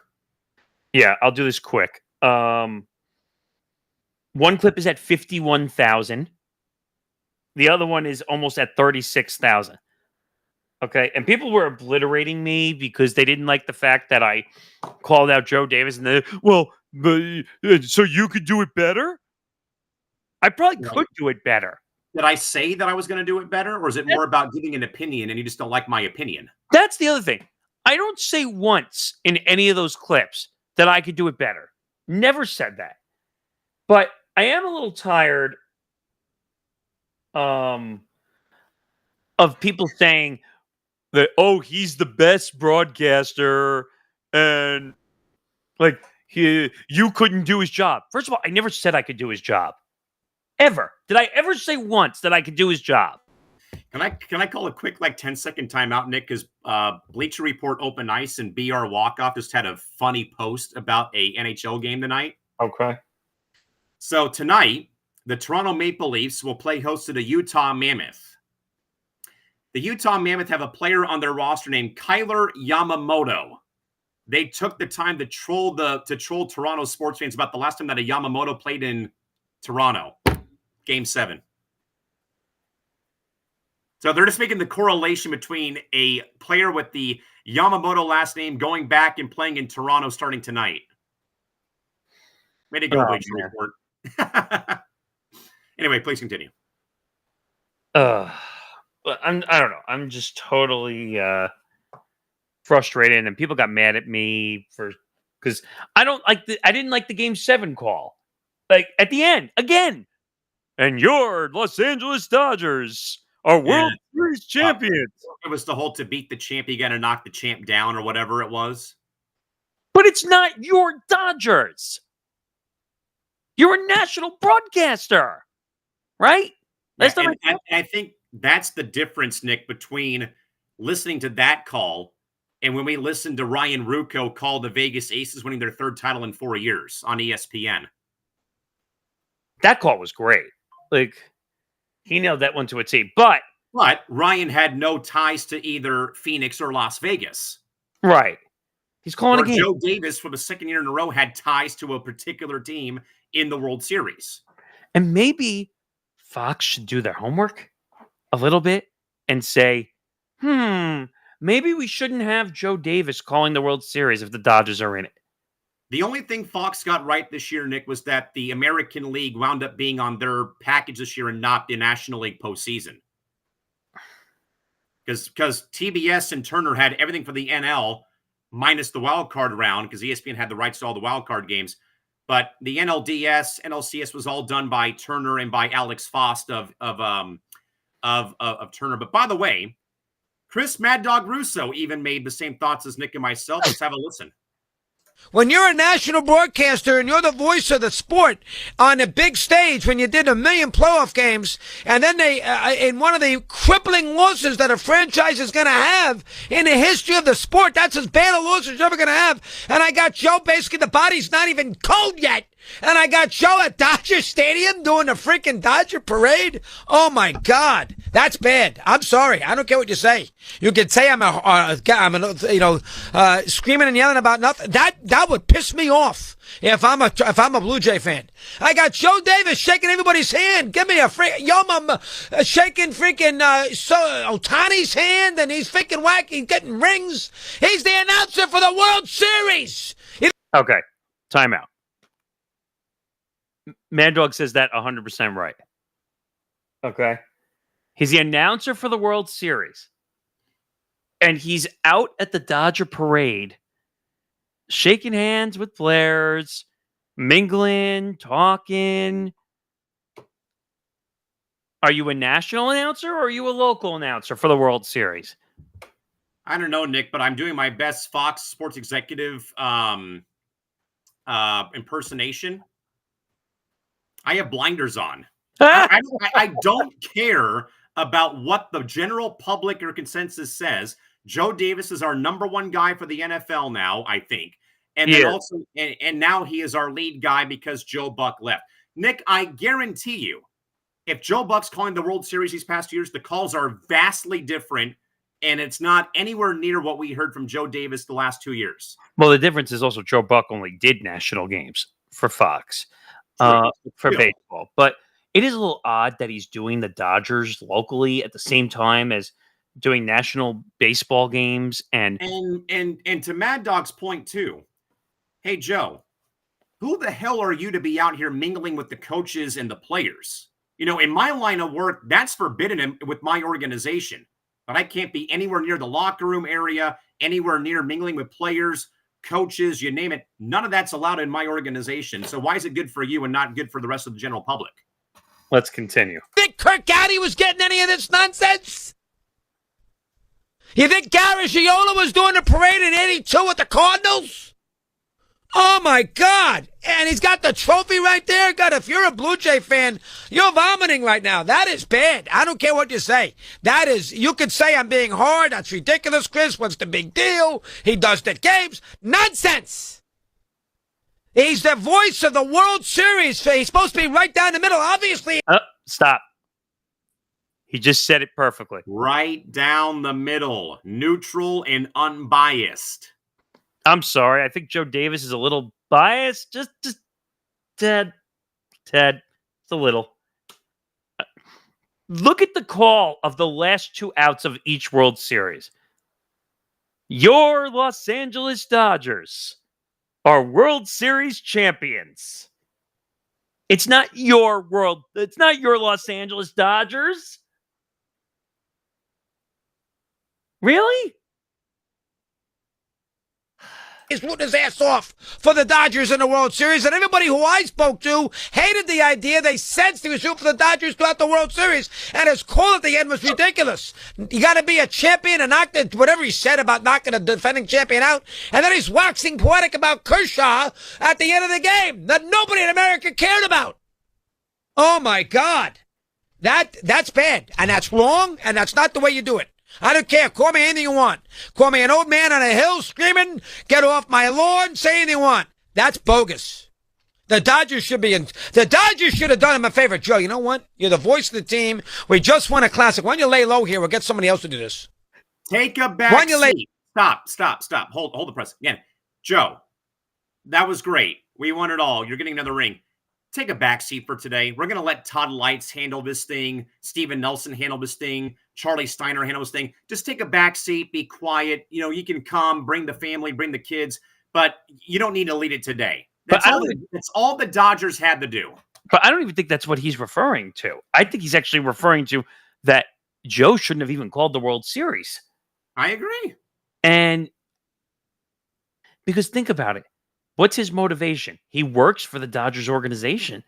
Give me Adam Amin after that 15-inning game that we watched between the Tigers and Mariners. Oh, man. Give me that any day that ends in the letter Y over Joe Davis. Can we also throw John Smoltz out of the booth, too? Like, just like one of the oddest booths of all time out there. I think the Amin, Wainwright, and Przynski booth would have been a million times better. Again, this is not like from my perspective about being salty about the Dodgers winning it all again. This is from a fellow broadcaster perspective, as Nick and I are here on this program, and we have worked in announcing in some capacity for colleges, professional teams, minor league teams, you name it. Yeah, I mean, Joe Davis should be ashamed of himself, because to call yourself a national broadcaster, you call national games during the year, you call the playoffs, and you do the NFL, which, by the way, you don't see him doing that any way, shape, or form. No, because he doesn't have a local deal with an NFL team yet. Oh, give him any ideas. That's a good point. Smoltz has been riding that Braves 95 World Series championship for 30 years. He annoys me. Yes. Couldn't agree more. Smoltz was like championing the Dodgers more than anybody this whole postseason. Do you remember? Not really all surprised. Do you remember earlier in the series he kept saying, "Oh, the Dodgers are going to come back"? Yep. Who is a broadcaster that's supposed to be neutral says that? I don't know. I don't know if there's anything left here, but lay low. We'll get David Dassey does the pre and post. Why don't you lay low? This is not the time for you. You're the voice of baseball in postseason play. You can't be doing our parade, waxing poetic about us at the Blue Jays' expense. Wrong. So that's pretty much it. But I mean, he's right, sadly. Could someone tell Joe that when you're doing the World Series, there's supposed to be no bias? Come on, Fox. Do us all a favor. First of all, I've never seen this. This is rarefied air slightly, where you have a local guy calling the World Series that's supposed to be doing a national broadcast. Yeah. How often do you see that? No kidding. Joe Buck didn't do local. Well, at least after a while. What did he do? St. Louis for a while? Yeah, for a bit there. That was a while ago, though. Yeah, it was. So when Joe Buck called the World Series, that's all he did. Or would call the playoffs, that's all he did. So, I don't know. They need to change that. They either need to say, look, Joe, you can call the Dodgers and we'll find someone else to do the World Series. Or you could call the World Series and you could do national games for Fox, but you can't call the Dodgers anymore. Yeah. Which got to be something, yeah. God forbid he would ever give up the Dodgers. Oh, God. All right, Nick, we're getting close to the top of the hour and towards the end of the line here. We are a bit behind, though, but I mean, still, regardless, it's great. Nick, speaking of Game 7, and this was also a former Dodger announcer at one point in time and former Emily Network host, Alana Rizzo took exception and generated significant conversation on social media during Game 7 by voicing her strong exception to the practice of conducting in-game interviews with both Dave Roberts and John Schneider during Game 7 of this year's World Series. Alana argued that these segments are distracting, forced, and also potentially intrusive to the focus a manager must give, which, by the way, Nick, did in fact happen because I think Verducci was interviewing Schneider before the brawl happened, of him trying to give a response to a question and then trying to hold up the umpire because they were going to challenge the potential hit by pitch before the brawl did break out. Further, she says that her comments reignited a longstanding debate among media and fans about whether these mid-game interviews generally enhance the fan experience or are merely unnecessary filler dictated by network contracts. So, Nick, did the few seconds of manager insight gained from in-game interviews outweigh the disruption and competitive disadvantage they might create in the most crucial moments of a game? What do you think? I laugh at that question because we all know what the obvious answer to this question is, right? It is distracting. It's disruptive. How about just stop doing the interviews in the middle of the game? Let alone in a damn game 7. Just stop. Like, enough. Like, we got to get all the insight. That's all we care about in games. It's no longer about the game. Can you just show me the damn game? Like, we're getting too focused on look at the NBC broadcast. What do they call that broadcast again? The one with the on the bench, where Robbie Hummel's sitting on one bench and Austin Rivers. Hey, where's our royalties at NBC? God damn it! Like, so there's first of all, I don't like it because the broadcasters are not sitting near one another. So yeah, we watched that broadcast and Noah Eagle was sitting all by his lonesome in the center. So, like, how do you know? First of all, when you do a broadcast, which when I called the games for LIU and I did basketball games, you sit right next to the color commentator. Always. It doesn't matter what the circumstance is. Because I need to know, okay, where am I going? Am I turning? Because a lot of times, like, you'll look at the color commentator, like when you're talking to them during the game, if you're saying something to them, so they know it's okay to kind of slip in, so you know. Because the play-by-play does what, 75, 80% of the talking for the game. When I tell you it's a tough gig, it's a tough gig to do play-by-play. Trust me. It is. We've both been there. And I've done 2 games in a day many times before. Same here. But if you're not sitting near your color commentator, they don't know when to talk. So you have to give more verbal cues than physical cues. And that makes it a lot harder. And also, they're sitting on each bench, which looks weird also. Very distracting. I don't know. I wish they would throw this away. I don't care about manager interviews. I really don't. I don't care about the stupid interviews either that ESPN does on Sunday night when they were on Sunday Night Baseball. They would literally mic up a player. They would take Twitter questions. Like, that's not adding anything to the ball game. You know what's ironic? Stop. You know what's ironic? It has not cost anybody a play yet of them doing. It actually cost Jazz Chisholm a play, I want to say one time. Maybe once, but I'm surprised it hasn't cost teams more. It hasn't done more. I agree. And by the way, $10,000 really to be mic'd up? Really? As if these guys need any more money, people. Well, even for the guys who make the minimum, what's the minimum now? It's like $700,000. Like, do they really need $10,000? Do they? Do they really need $10,000? Does it show you how desperate they are to make money? That some of them are willing to just be mic'd? Or do you think they're just doing it to enhance the broadcast? Yeah, all those interviews are pointless. Like, I don't mind, like, the American football interviews coming out of halftime or basketball coaches coming out of halftime, but not for baseball where you're in a flow and rhythm of how the game is played. Let alone, Nick, though, like I said, watching that broadcast of Game 7, and here John Schneider's trying to, hold up the umpire to give, do we have to challenge this call about Andres Jimenez getting hit by a pitch? And you got Verducci, though I love Tom a lot, trying to ask him about, his thoughts about with the mic in his face. And I think he even muttered, hate to say it, Tom, but this is stupid right now. Give me a minute, when he's trying to hold it. Like, right. And even in I don't blame him. I don't blame him for saying that, by the way. And I can even tell, and I don't like Dave Roberts with how he's acted since, he's gone to the Dodgers. But even then, I agree with Dave. Like, the look on his face, like, Ken, I love you, man, but I don't want to do this right now. Like, that should be telling Fox right then and there, cut the crap and get rid of this nonsense in baseball. But no, we need all the insider looks. We need to give everybody the inside look of how the game looks. You really think they're going to give out their strategy during the course of a broadcast like that? Give me a break. But we got to know what's going on in the brain of the manager so we can tell everybody, oh, look, we got inside access. Oh, inside access, my ass. Nick, how about over in boxing?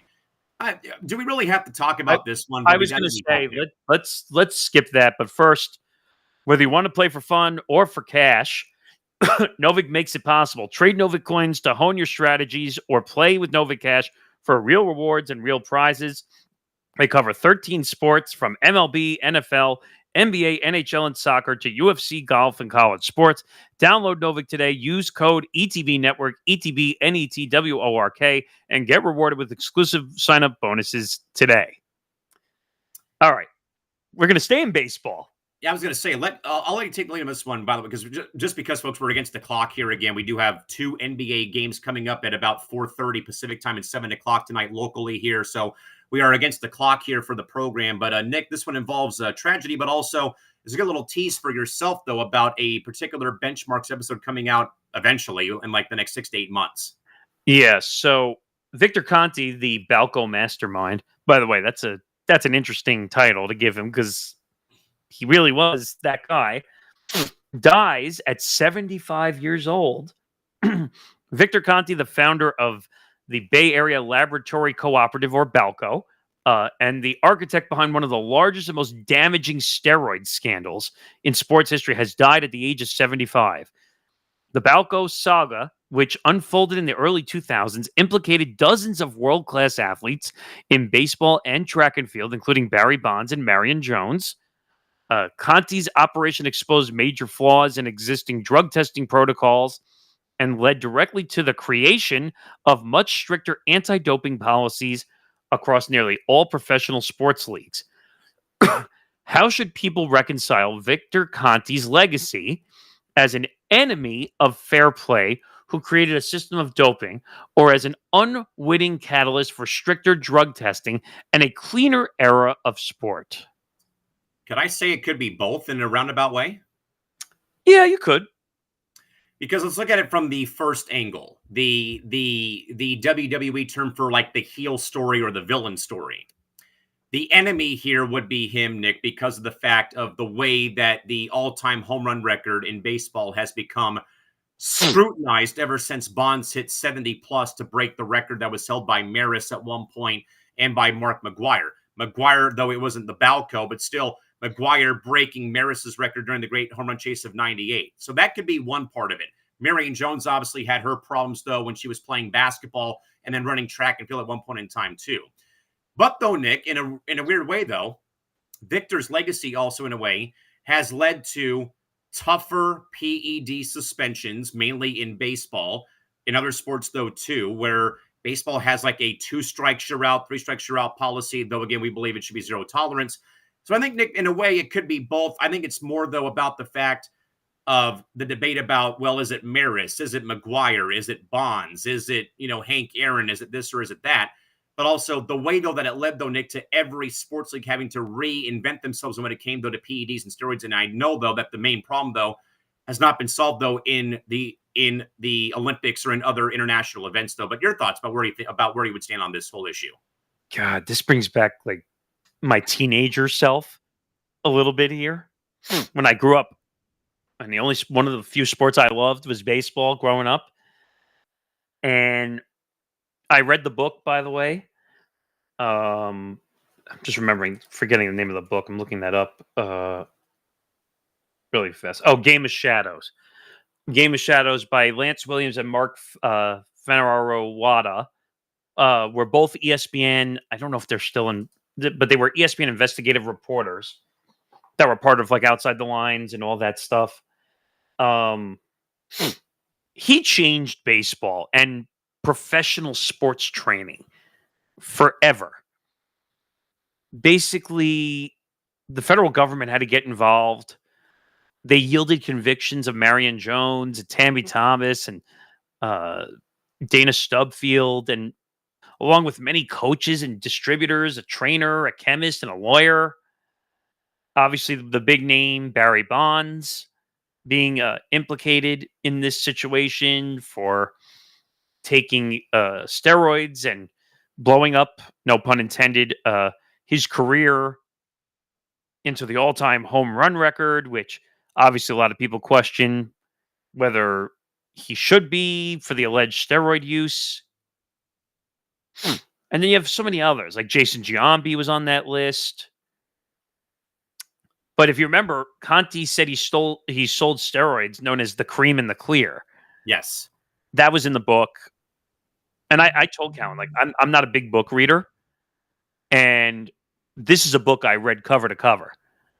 Like, I learned more things about this Balco investigation that I've never heard before. Like, how they were literally sneaking around in factories and laboratories and doing all these different things to create these steroids to be used. And if you remember, Bonds was not as big, muscly athlete as he was toward the end of his career. No, he was about as skinny as a twig in Pittsburgh. Then he went to San Francisco, and my goodness, look at what happened. And by the way, people are saying, like, oh, take the San Francisco Giant numbers away. He'd still be a Hall of Famer without the San Francisco Giant numbers. He won 4 MVPs in Pittsburgh. So I think people need to relax on that front. Is he ever going to be a Hall of Famer? No. He's never going to be a Hall of Famer. Even though he's on the ballot for the contemporary era of the game with him and Clemens, they're never going to get in, sadly. But if you remember when Bonds took the steroids, like, his muscle, like, he took this thing that, like, grew, like, just kept growing the muscles irrationally almost, like, where it was just to the point where it exploded and, like, the muscle exploded. Right. So this guy was a bad man. He was a bad man. And this led to the Mitchell report, which I talked about a little bit before in 2003. Conti wound up pleading guilty to 2 of 42 charges in 2005. 6 of the 11 convicted people were ensnared for lying to grand jurors. If you remember, a shitload of people lied during that Mitchell investigation. And I think I told you about Greg Anderson, which was Bond's trainer. Yes. Who pled guilty to steroid distribution charges stemming from his Balco connections. Anderson was sentenced to 3 months in prison and 3 months of home confinement, which that's getting off easy, if you ask me. Agreed. Bonds was also charged with lying to a grand jury about receiving performance-enhancing drugs and went on trial in 2011. First of all, never served jail time. No. Never served jail time. Never did. So this man, Victor Conti, has changed sports forever. The Marion Jones case was a huge one. Also, that became a 30 for 30. Didn't she get banned, I think, from the Olympics? She got banned from the Olympics, and I think she had to go and play basketball after, I want to say, or beforehand or afterwards. But certainly Victor Conti did at the age of 75. And again, Nick, you'll actually be leading the way with the whole Balco benchmarks episode in a few months. Yeah, I'm looking forward to this one because this guy was a clown and destroyed sports in a way that should have never happened. All right, Nick, we're against the clock here. We're down to the final few topics here. A lengthy press clippings here, Nick, some quick hitters here.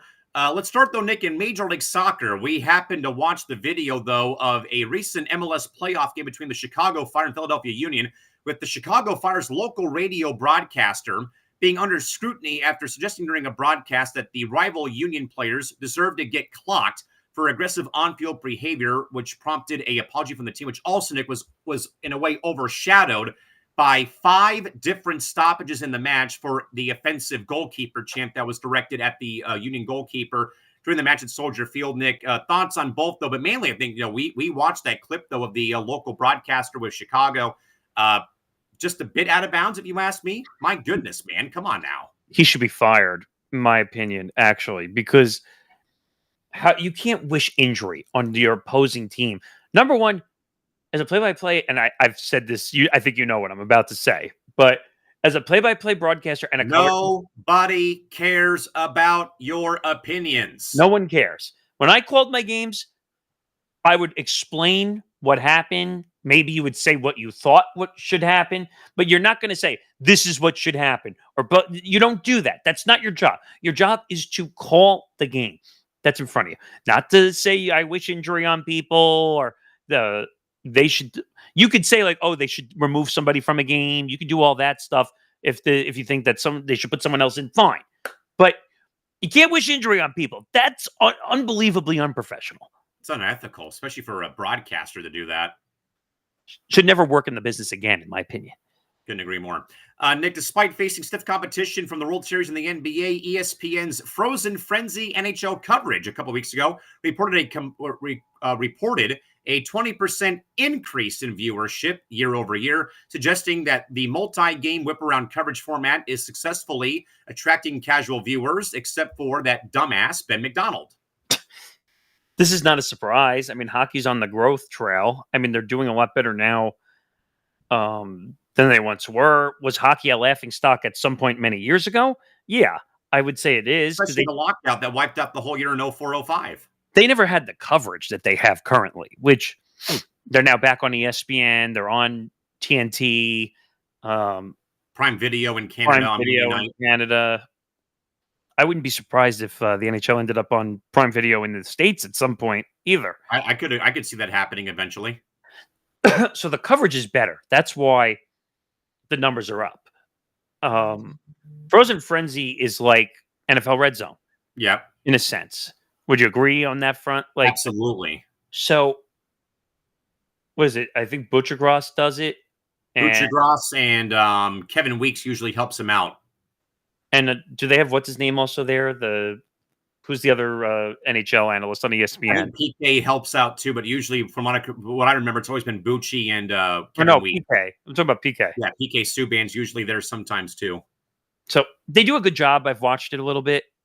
So the numbers reflect in a positive way. To the Olympics, Nick, the Intuit Dome in Inglewood, where we saw the Thunder win over the Clippers last night, did confirm that the Intuit Dome has paid a premium price to keep their naming rights during the upcoming 2028 Summer Olympic Games in LA, preventing the typical Olympic practice of using generic arena names like the Inglewood Dome, for example.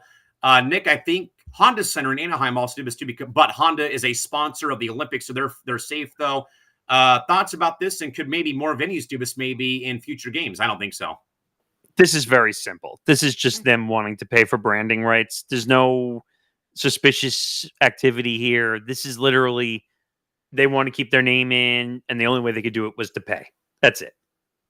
Nick, a follow-up story here. We talked about Meow Mix, which is the Carolina Panthers football podcast run by fans. But Meow Mix announced a brief return to cover the Panthers after both massive fan and even former player backlash over the team's bad performance, but then immediately reversed the decision within 24 hours of the initial iPhone-style note that they were going to be shutting down operation because of the team's bad play. Give me a break, fellas. Come on now. This is ridiculous. I mean, I said this on the Red Zone broadcast when we talked about it last Sunday. When you're a team podcast, or a team show, you stick with the team whether they win or they lose. So you went away because you said, well, I don't spend enough time with my kids. If you remember when we did that story. How do you think we feel on our platform here 9 times out of 10? I mean, we love what we do. Don't get me wrong. But, like, you hypocrite much, I would say here. Like, why? Because they won a bunch of games and they might have a chance to make the playoffs? Yeah, come on now. This is hypocrisy.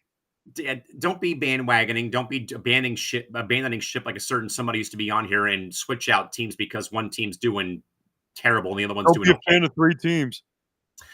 Nick, Buffalo Bills star Von Miller is now expanding his media footprint by launching his new podcast, Free Range, in partnership with Odyssey. Another player joins the media ranks. I like it. Kind of surprised it's Odyssey, though, even because they were kind of declining in the business side. But I guess, well, Odyssey's been working really hard to get sports-focused podcasts with athletes. So this really doesn't surprise. They just got Draymond Green's podcast, which we talked about last week, which I'm kind of surprised Colin Cowherd and the Volume let that go so easily, unless the deal was just so good that they passed, that he left. Agreed. But this is just another player podcast. Yeah. Nick, in your neck of the woods in tennis, a high-profile, non-sanctioned battle of the sexes to rekindle the Billie Jean King-Bobby Riggs match in 1973 has been announced between number 1 women's player Arnia Sabalenka and embattled superstar Nick Kyrgios, set for December 28th, reviving a polarizing exhibition concept of men versus women in tennis. All I have to say, Nick, is why. Well, you had said to me about the whole Billie Jean King thing, like you were saying, like I like the concept. But they're going to have to make rule changes because it's, and this is no offense to women, so let me be very careful when I say this. But men hit the ball harder in tennis than women do. I'm not saying it to be mean. It's just a fact. So they're going to have to make rules. And I heard Kyrgios talking about it in a clip that like they might have like certain boxes like for the men and certain boxes for the women, like for the serve and like the size. That's the only way they can do it because speed and hit, they're not going to be able to compensate for that. I don't know how. I hope Sabalenka kicks his ass and he goes and breaks every racket known to mankind in his bag. I hate Kyrgios. Ugh. For that exact reason. He's the new version of your boy McEnroe. Worse than McEnroe. All right, Nick, last topic here for the show today. Despite significant and vocal pushback from fans and traditionalists, discussion and planning for a larger field for March Madness is still continuing, including thoughts from Charlie Baker. It might happen within the next 1 to 2 years. Why? What's next? Why don't we just make it every college school in America? Let's go all year round. Let's play every day, and let's just play the March Madness. Let's call March Madness year-round madness at this point. You realize we're ending up in a situation now where you're going to have schools that don't deserve to be in this tournament. Sorry, the small schools come at me with pitchforks. I really don't care. But we saw it last year. With what is it, the first 4 or whatever they call it? Yeah. What's next? Are they going to call it the first 8? Like, no, you can't call it the Elite 8 because that's already a round of the tournament. But I'm just saying, like, it's going to be weird. Like, all those schools that make like the first 8 or, God forbid, the first 12, like, they're all going to be schools that are going to get destroyed. Just wait till the CFP expands to 24 teams pretty soon. Oh, God, please don't say that. And the other issue you run in with that is then every time you expand, then you get the teams who are mad right below it that don't make, 25 and 26 are now upset because all right, let's expand it to 50. 36, 48. 36, 48. Like in the NFL, half the league now makes the playoffs. The top 9 teams make the postseason in Major League Soccer. Well, how many teams are there, though? 30. That's not as bad, though. Like, half the NFL making the playoffs?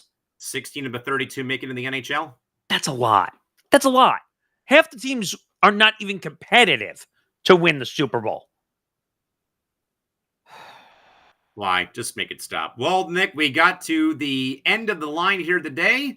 Another great show. Man, we were fired up today. I love when we have a fired up show like we did today.